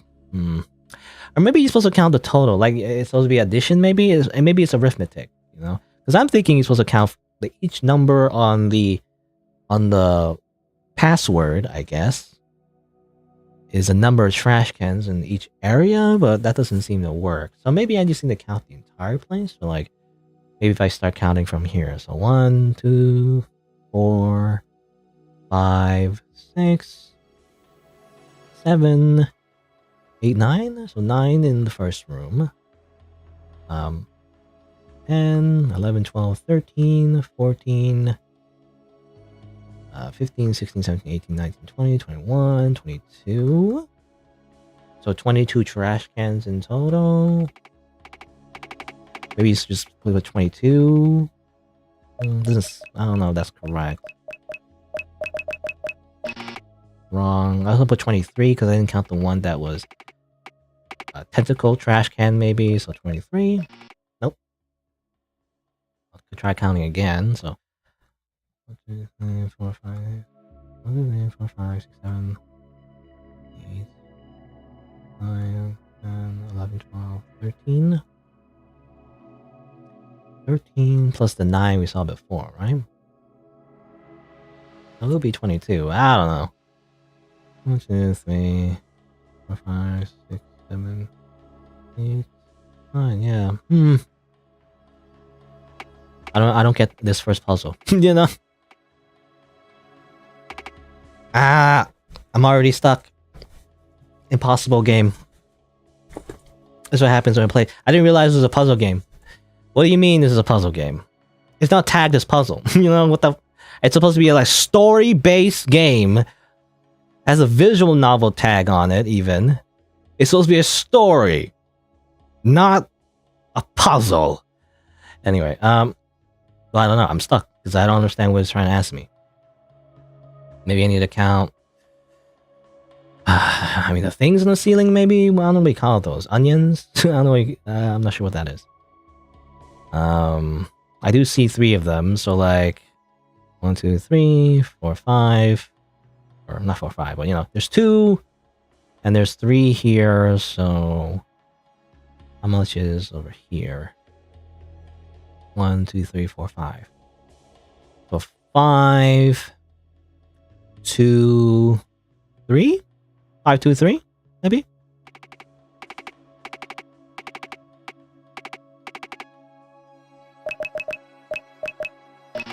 Wrong.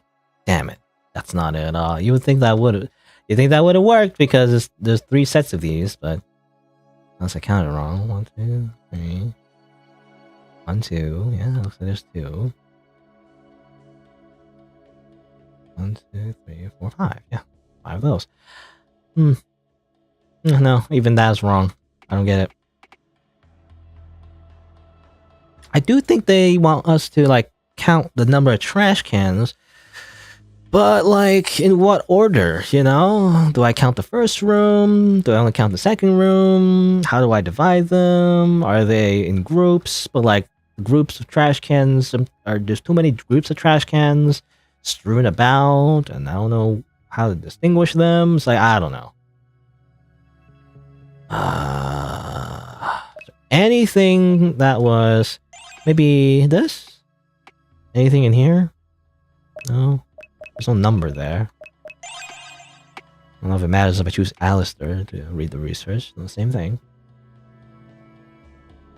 Anything in here, maybe? Doesn't look like there's anything special in this elevator. Scrap pile.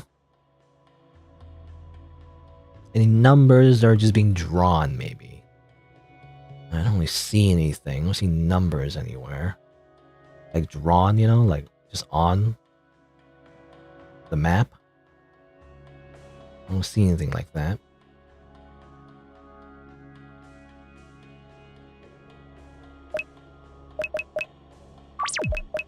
Not might as well save.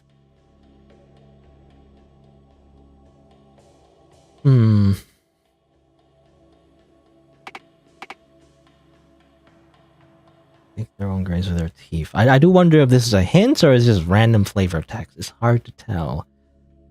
Own grades with their teeth. Could also be like counting the cops, maybe, but not sure. There's just a few cops around. So I don't know if you count them. Again, how you distinguish? How do you like read each number? Trash cans.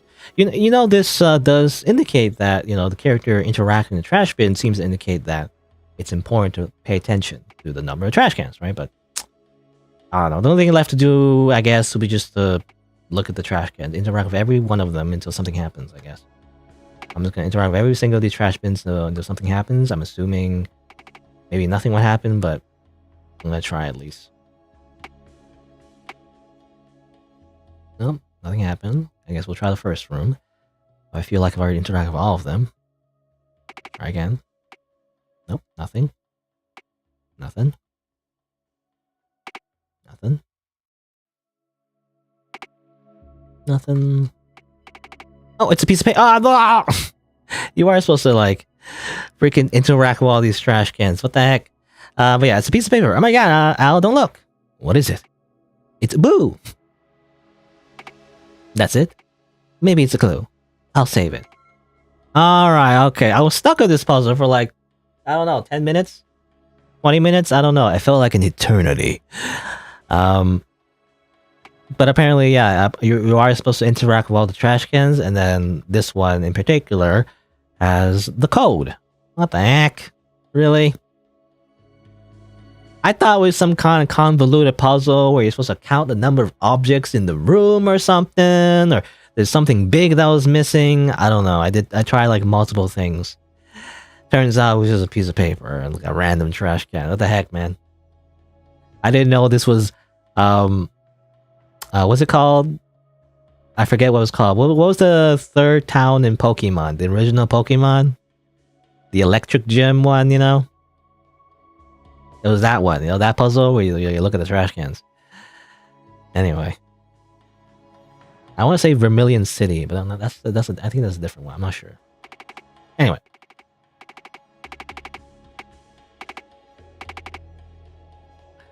All right, so it's I guess 8, or if I must have misremembered. What was it? It was like, oh, what? What do you mean? What is it again? It says Boo 800.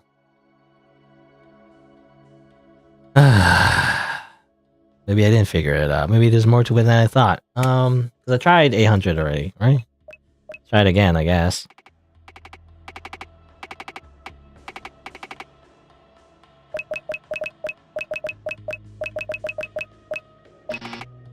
Not that.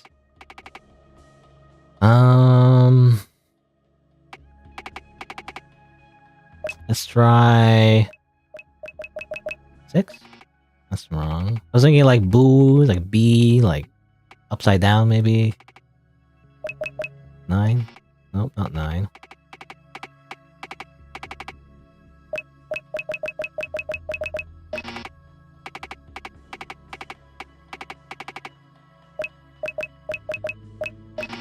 That's not it either. Alright, let's look around some more, maybe. Maybe there's another piece of paper? I'm not sure.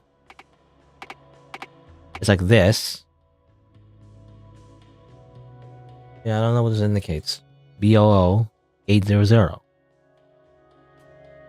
Like, it's like that thing where you type in a calculator and it spells boobies or whatever when you turn it upside down. I don't know.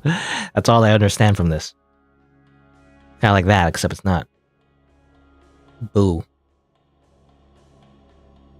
Yeah, I don't get it. I already put 800, so it's not that at all.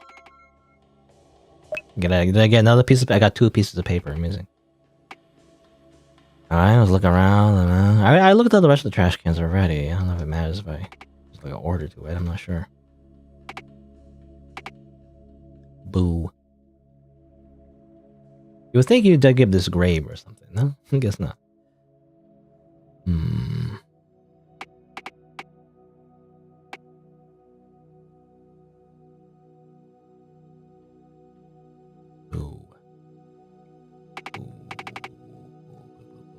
Alright, well how about like I count how many ghosts? You know, I count how many trash cans there are, but how many ghosts there are maybe. So 1, 2, 3?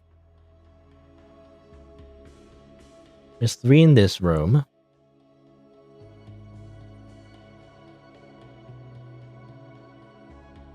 One, 2, 3. 3 in this room. 6? How would I do this? So 3, maybe like 833, possibly. Could be a thing. Like boo is a hint that you're supposed to put in a number. COPS, I guess. Ghost. Try 833. Wrong. That's not right at all.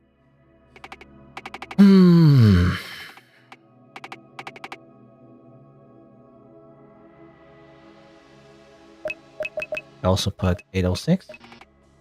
It's like 3 plus 3 is 6, you know? So.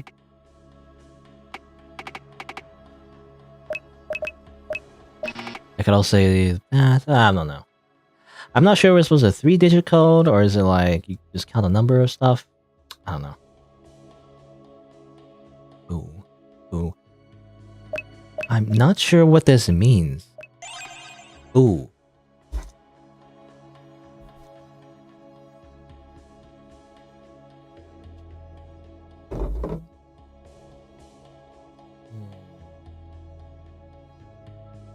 Could be a cipher, you know. Now I'm thinking like maybe it's a cipher. So O equals 0, B equals 8.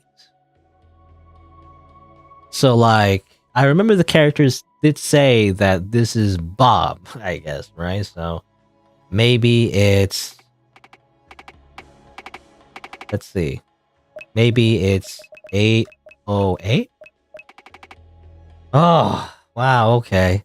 That was hard. I don't know. Maybe I'm stupid, but like that was a lot of steps. I tried so many things. I tried like number of trash cans, number of like ceiling hanging stuff, number of ghosts. I looked around, found a piece of paper that said "boo." I tried different combinations, like supposed to be upside down or something, and it's like, I guess it was a cipher. I guess, or I don't know what it's called. Is it called a cipher? Something like that, like I remember like rot 8 or something, like rotation 8, kind of like that.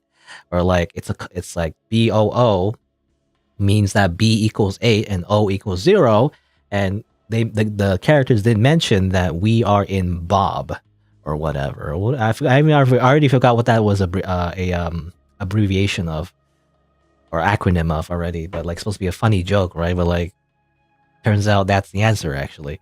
What the heck? This is too hard for me. This is like what I came in expecting like a quick little funny little story, but like turns out we're playing Zero Escape, or something. I don't know. Anyway, it worked. You're a genius. Yes, I am. Anyway, that was like 20 minutes or something. What is that? What is that sound? Alistair, look. Okay. Oh God, we should help them. No, run quick. But the cops are gonna kill them. Next, they'll kill us too. Move. Ooh, we got away, even though we're walking in the same direction. Anyway. What are you doing? Why didn't we help them? Do you want to die? I don't. But we could try. They're dead now. Listen, Alistair. It's either you or them. Survival of the fittest, as they say. Compassion hurts a lot. When you feel connected to everything, you also feel responsible for everything. Your destiny is connected to the destinies of others.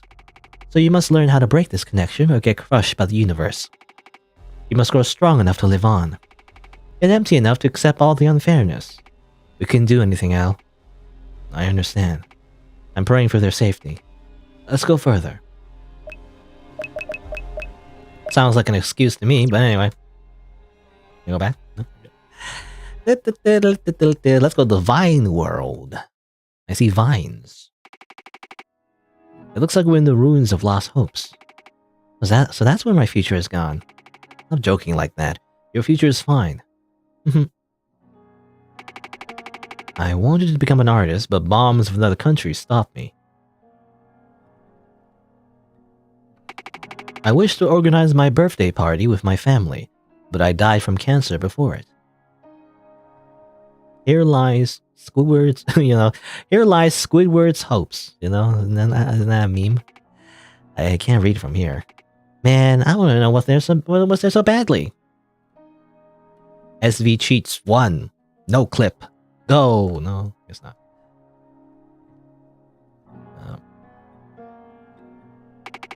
I wanted to live on Mars, but sadly there is no oxygen. Okay.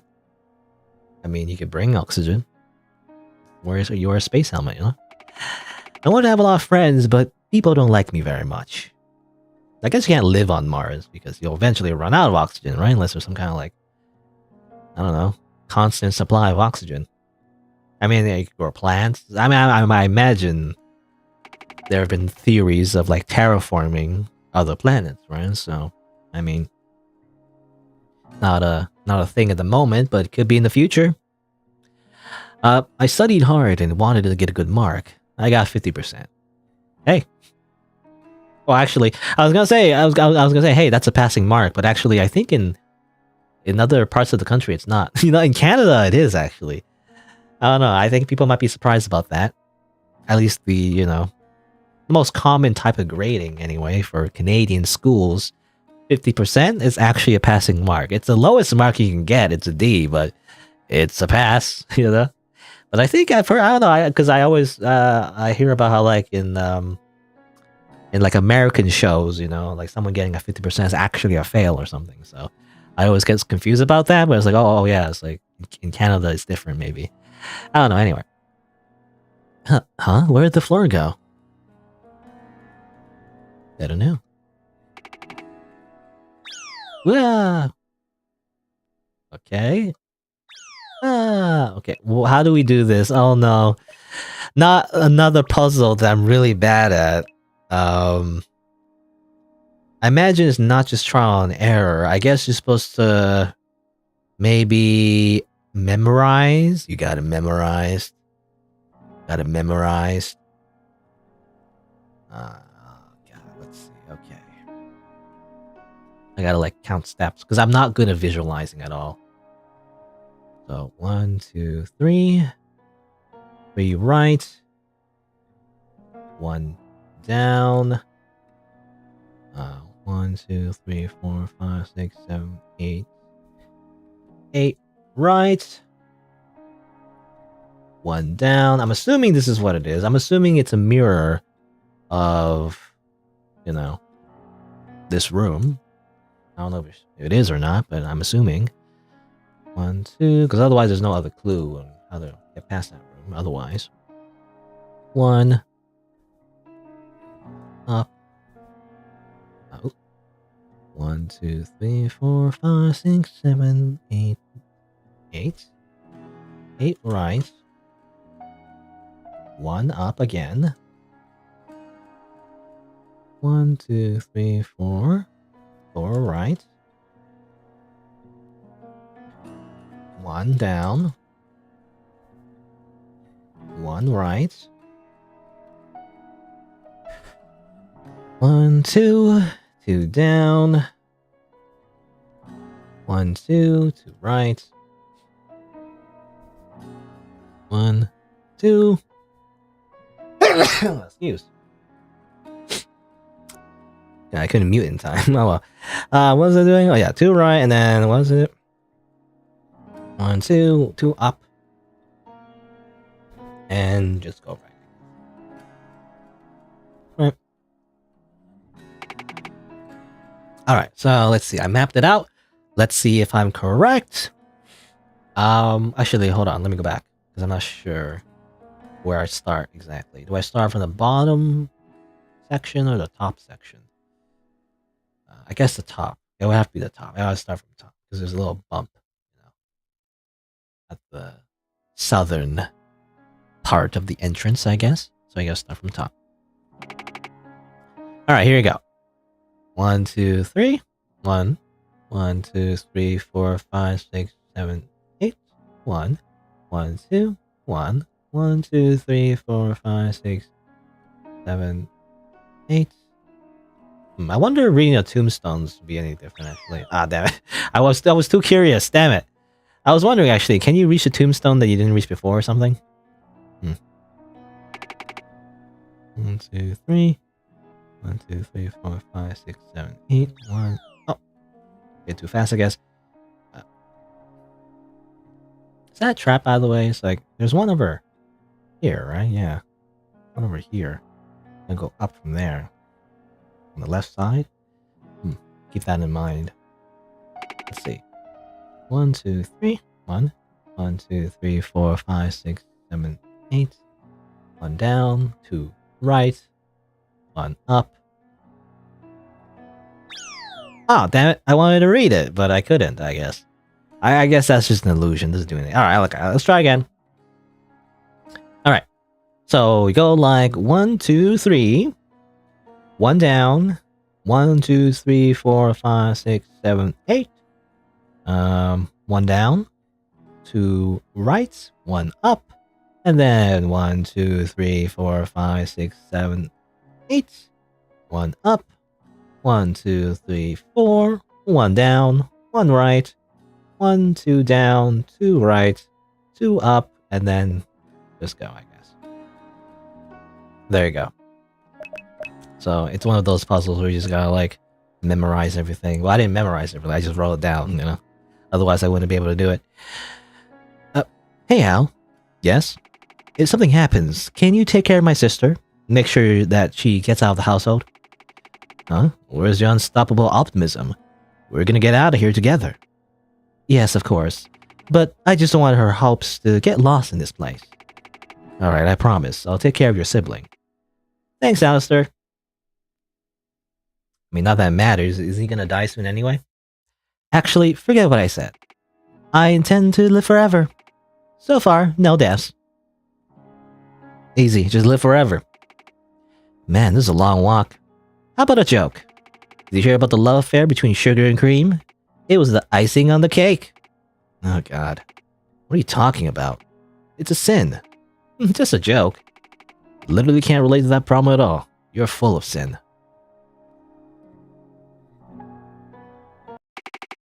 Ew, what's that smell? I'm afraid we're reaching the people creation factory. What? I thought babies were made by... For the love of God, stop talking about sex. Stop talking about sex all the time. In the bottom of the eye is said that God created man in his own image. But also it says some lines about the factory. I guess God's too busy to create every person, so, you know, he got replaced by mass production. Huh, couldn't be me. You know, turns out God has outsourced, you know, the creation of man to factories. Attention, all monadids. The factory is on hiatus. Go there at your own risk. Let's go, Al. There's nowhere else to go, so I guess we'll go into the creepy, like, bloody factory. Did the door just close? Seems like it. Yes. Wait, did you hear that? Why are we waiting? We definitely should run. Okay. Hey, what's up? Hi, what's up? Hi. Okay, just game over. Just so silly. Alright. I guess we'll just go. Flesh blobs, don't worry about it. Just some flesh blob, that's all. Oh. That's meat. 6. Okay. Damn it. Try again. Alright. Let's go. Leave me alone, flesh creatures. Number 6. I'm gonna remember that. There's an M as well. I don't know what that means. 6? Or just 6? I don't know. I don't know if it's an M or it's just scribbles that happen to look like the letter M. There's a lock. It can't go any worse, can it? Sure they can. Just give me a minute. It's not time for jokes. That's not it. We're doomed. Okay, we'll go back. 6. 6, 6. 9. That's only 3 numbers, though. Was there a number here? I didn't see a number here, though. A W? That's not a number. Was there one here? I didn't see it. Oh, the meat creature was on us, but they didn't... Oh, damn it. Nah! Okay, let's just... Yeah. Whatever. Oh, here you go. There's a 7 here. I didn't see the 7. Okay, 7... 6. There's a 7, a 6, a 9. Actually, can I interact with the door? Huh? There's a key. Got a key. Okay. Let me save the game. I was wondering if I could interact with the objects, but yeah, there's a key. 7, 6, or yeah, 7, 6, 9.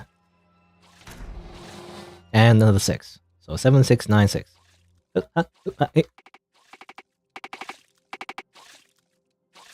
7, 6, 9, 6, go!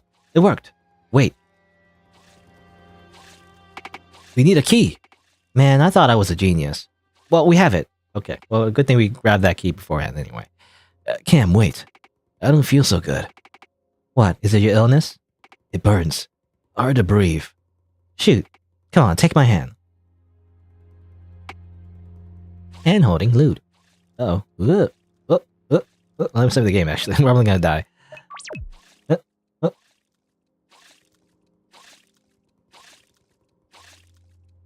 Rot?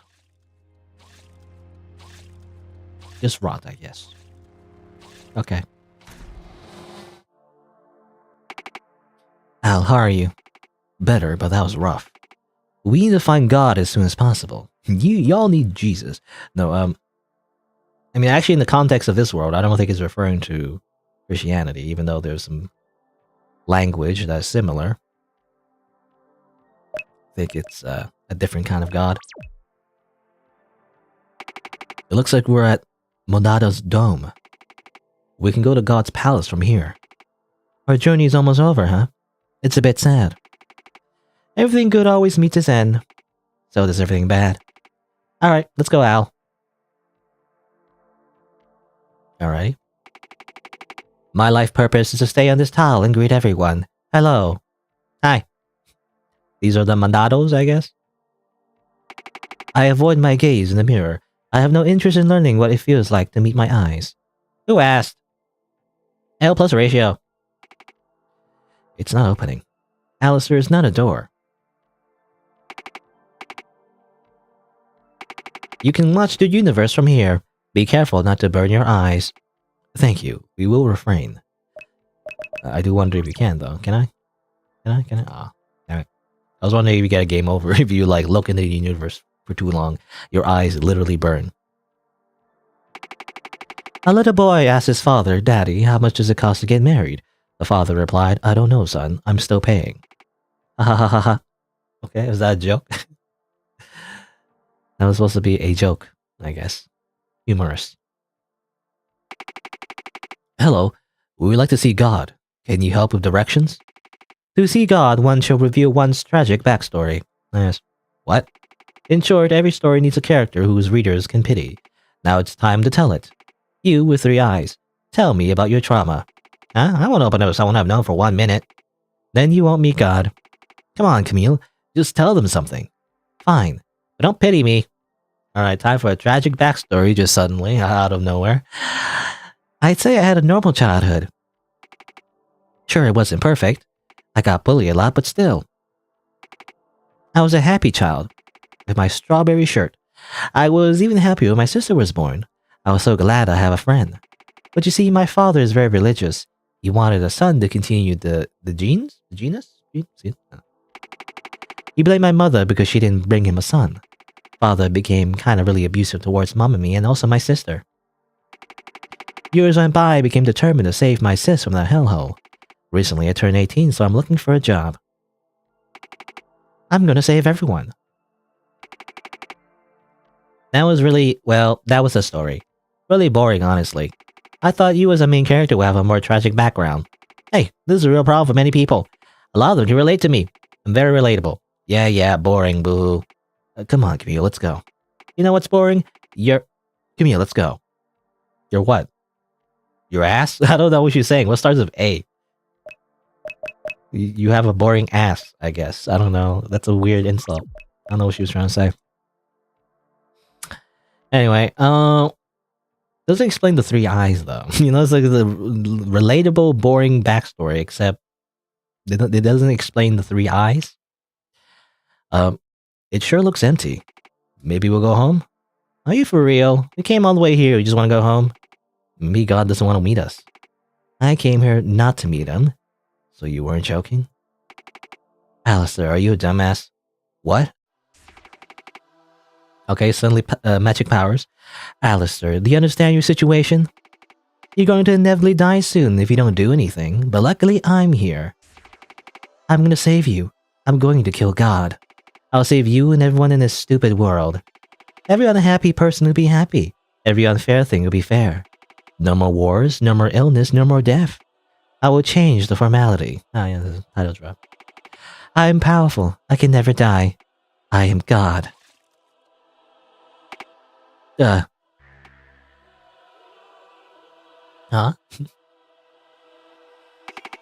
What the fuck? Who are you?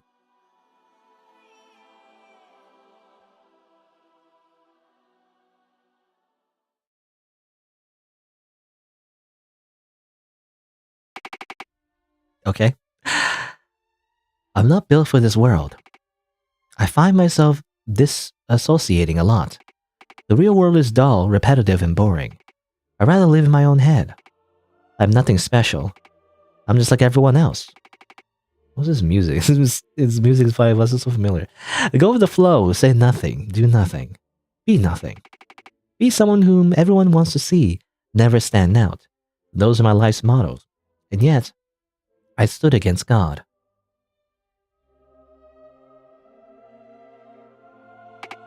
It reminds me of the last level of Hitman Blood Money. I don't know if it's the same song, but... What? Who are you? Why'd you kill Camille? You really are stupid, Alistair. I am God. She wanted to kill me, so I just protected myself. What? She didn't do anything. Bring her back. I really can't be bothered. Why do you look like her? Stop screaming. Is that better? Nope. What's going on? What'd I do with you? Oh, Alistair. I'm gonna tell you a secret. Did you know that I, God, do not exist? You humans created me. I didn't exist before. You've noticed how I don't have a form. It's because I do not exist. It's all your fault. There wouldn't be anything that you stand against if you didn't create me. It's your fault that Camille's dead. It's all your fault. It's not... Yes, it is. Now I'm gonna cure you. You're gonna live a long life and die from old age. You're gonna live knowing that it's all your fault. No, bring her back. Bring her back. Very strange. I don't know. Anyway.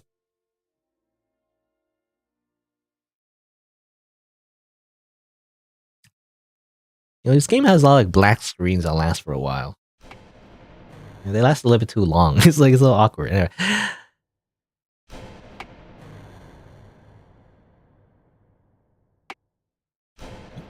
Okay.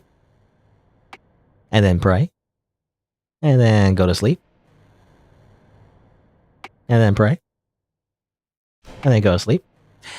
This is how it feels now. Blackness. Numbness. Nothing. Not yet a corpse. But still I rot. I hope my last breath is a sigh of relief. Okay. I gently open the door. And I guess that's God? Huh? Okay. Just like, okay. Alright, well, I guess that's it. I don't know if there's like, different ending or anything. I don't know if there's any differences I can make. I don't think there is. The game doesn't say there's a different ending necessarily.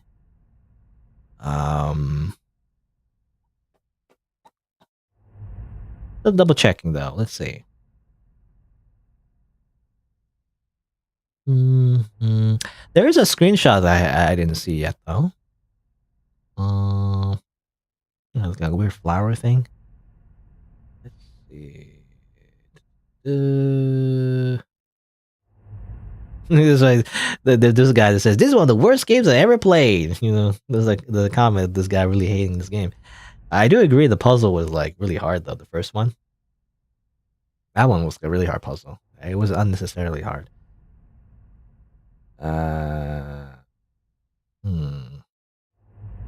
Okay. By her house. Okay, there's a scene that I missed. I don't know if it's super necessary. I might as well go back and see, I guess. There's this scene, I guess, at the past. Apparently, there's a flower next to her house that I missed. Maybe. Oh, there you go. What a pretty flower. Oh, okay, that's it. That's the one thing that I missed. Okay, it's not that special. It's just like an eye. It looks weird. There was this thing as well, though. Something about, like... not you. Something about how old someone is. Maybe 18? 19? I don't know. I don't know if there's a way to solve this one.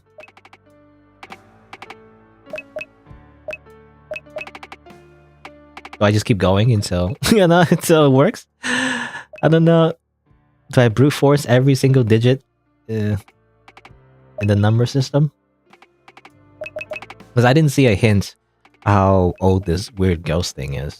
So that's the only thing that I could be missing, but I'm not sure if I will figure this one out. Normally, I don't know. You're 99 years old, no? You're 98 years old, no? You're 97 years old, no? Is there a hint anywhere that mentions how old this character is? Maybe it's how old the developer is? I don't know. Doesn't say. I have no idea. I wonder if I can like look in the game files and figure this one out. I don't know how you would figure it out otherwise. I don't know. I would have to like go in the files and everything. I'm not sure. I don't know. I just want to know like if there is a different ending. Like maybe you do this and somehow changes the ending somehow. I don't know.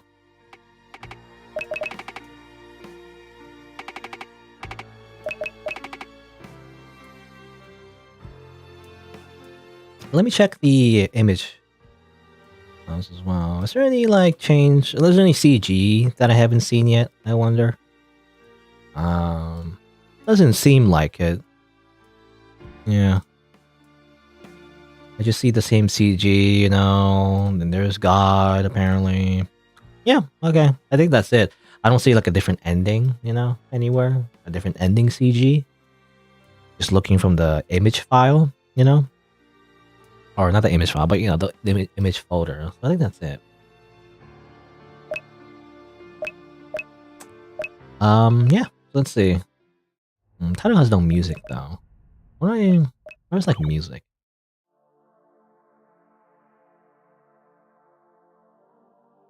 Go back, no?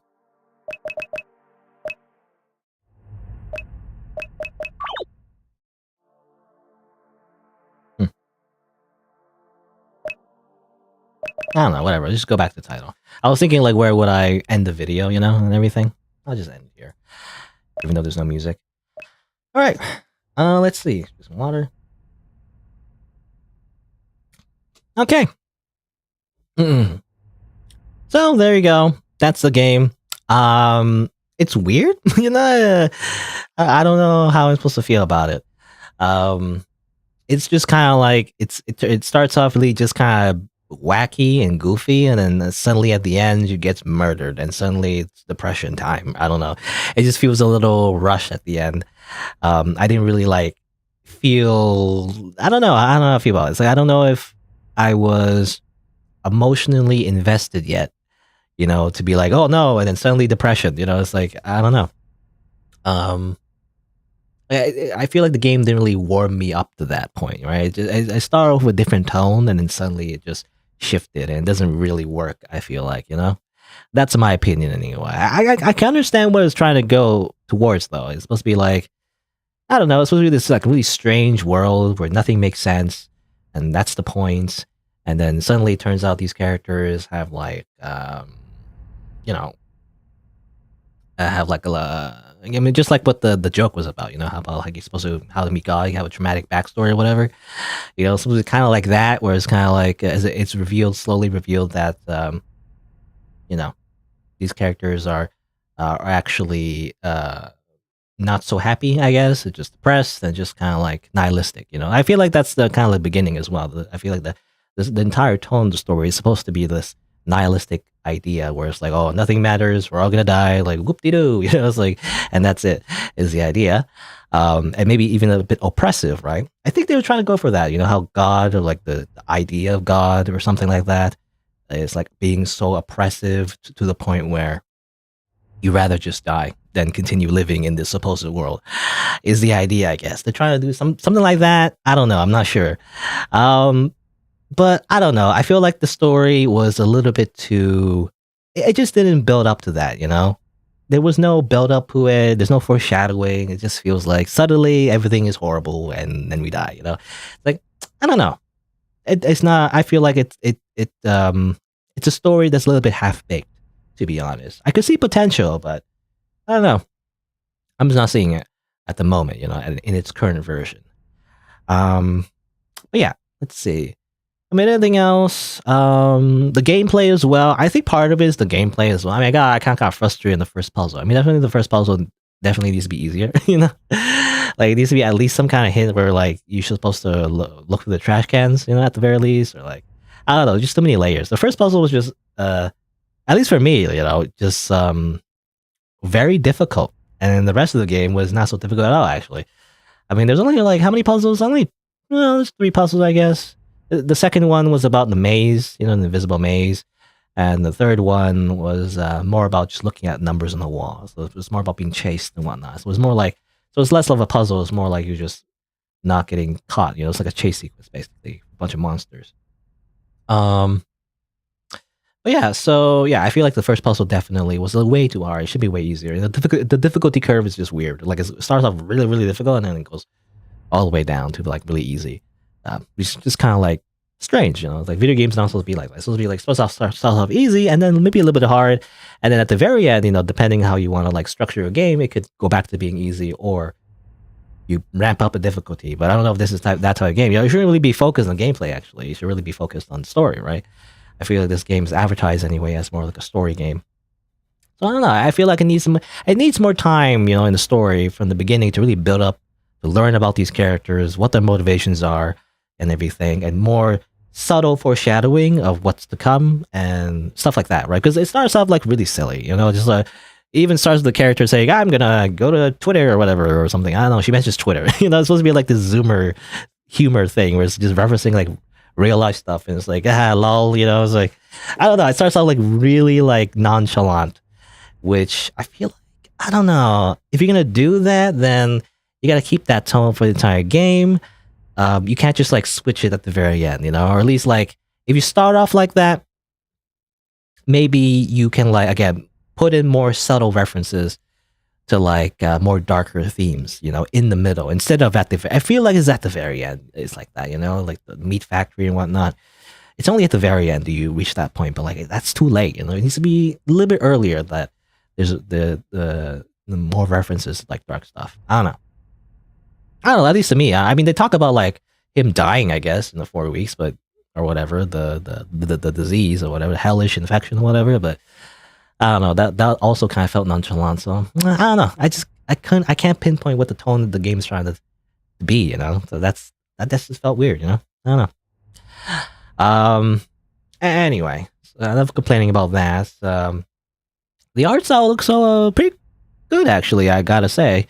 At least for the characters and everything, and the little CG at the end, that looks actually pretty interesting. Actually, I gotta say, they kind of just leave it at the end again, though. So I feel like it's kind of lopsided once again. If you're gonna do stuff like that, try to keep, try to sprinkle it in them from the beginning, instead of at the very end. I feel like I remember there was like a photo, I guess, but otherwise, this is kind of like I don't know.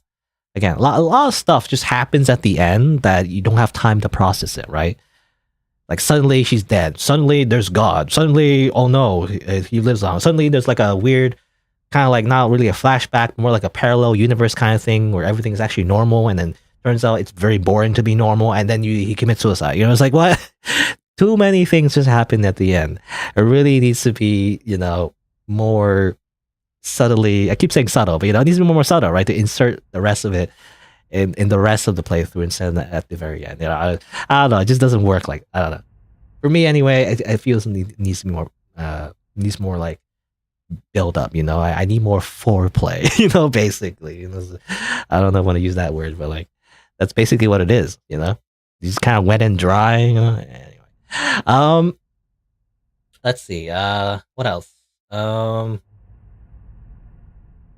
yeah. Referring to the art though.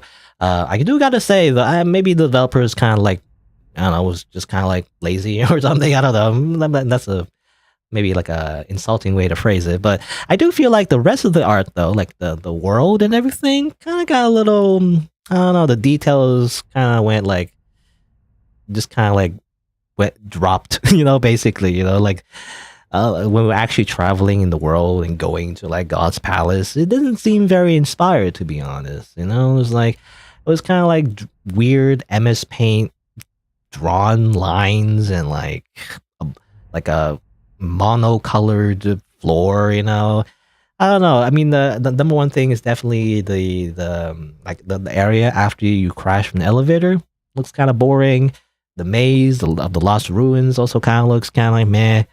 Um, the meat part was also kind of okay, the factory part, but I don't know. I just felt like the backgrounds, the environment should definitely have more detail. Maybe stuff to interact with, and stuff like that. I mean, the trash cans, I guess, that was a lot to interact with, but it's nothing new. It's just like it's the same dialogue over and over again. But anyway, but yeah. Oh yeah, and I just remember there's that guy who died.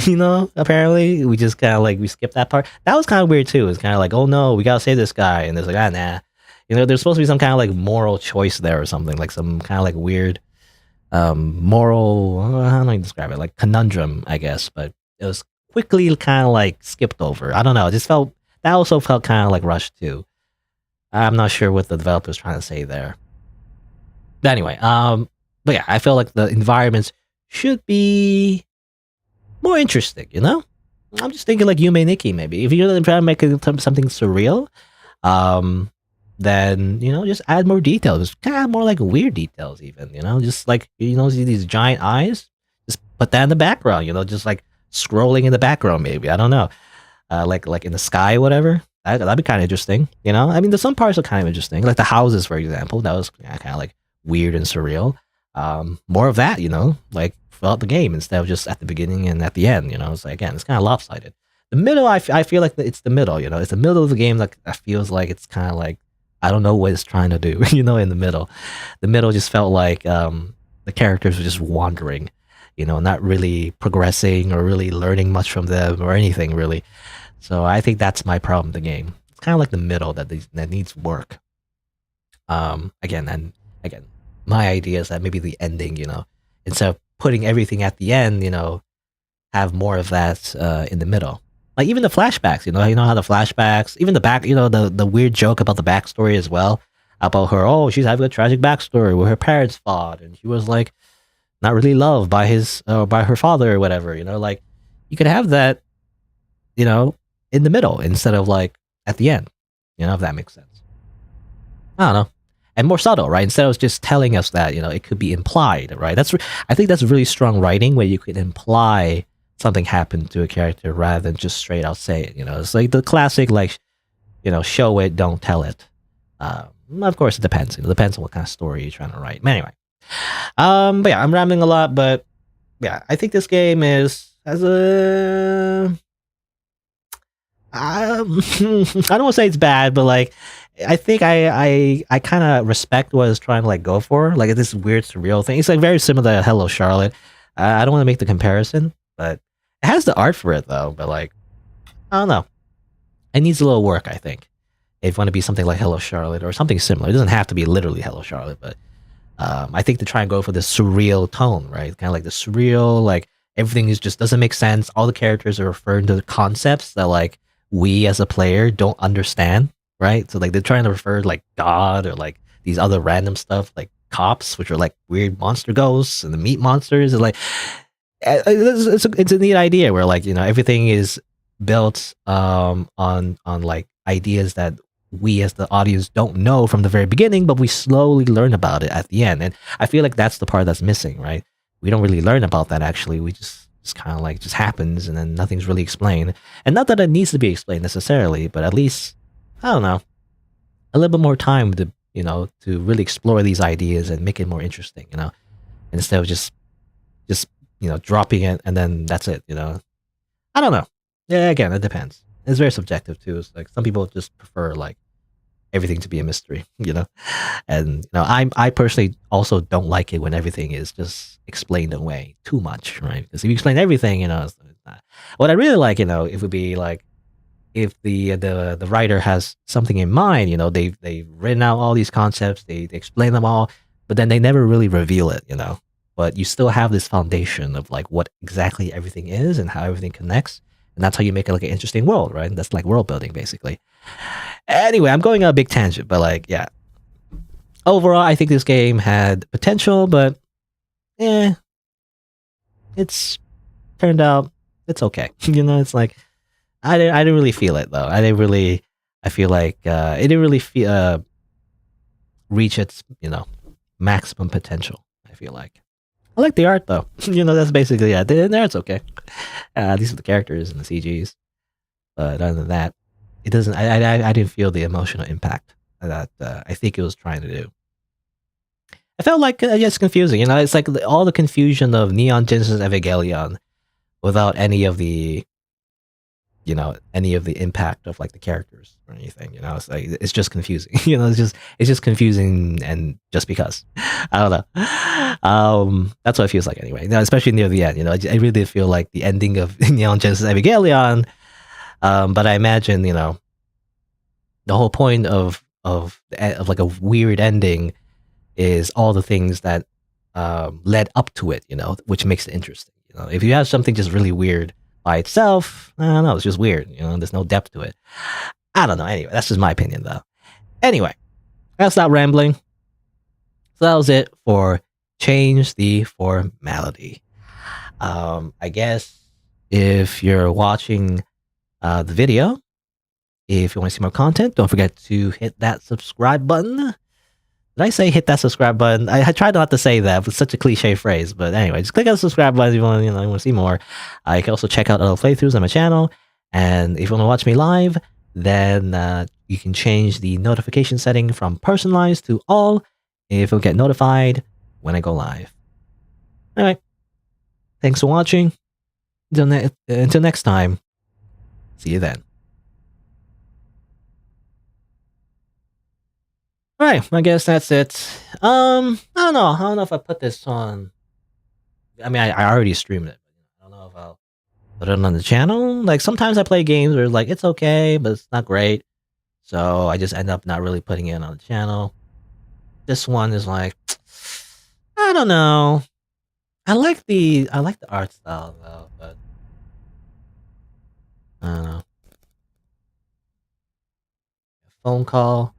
Suspicious phone call, 1-800. Isn't it always suspicious when you get a phone call starting 1-800? Isn't that like a toll free number, but like you're supposed to call it? People are not supposed to call you. Anyway, yeah,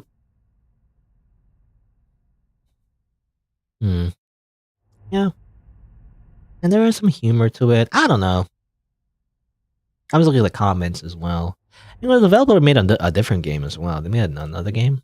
Says here the survival guide to the end of the world. Looks kind of cool too. I mean, again, the art style looks good.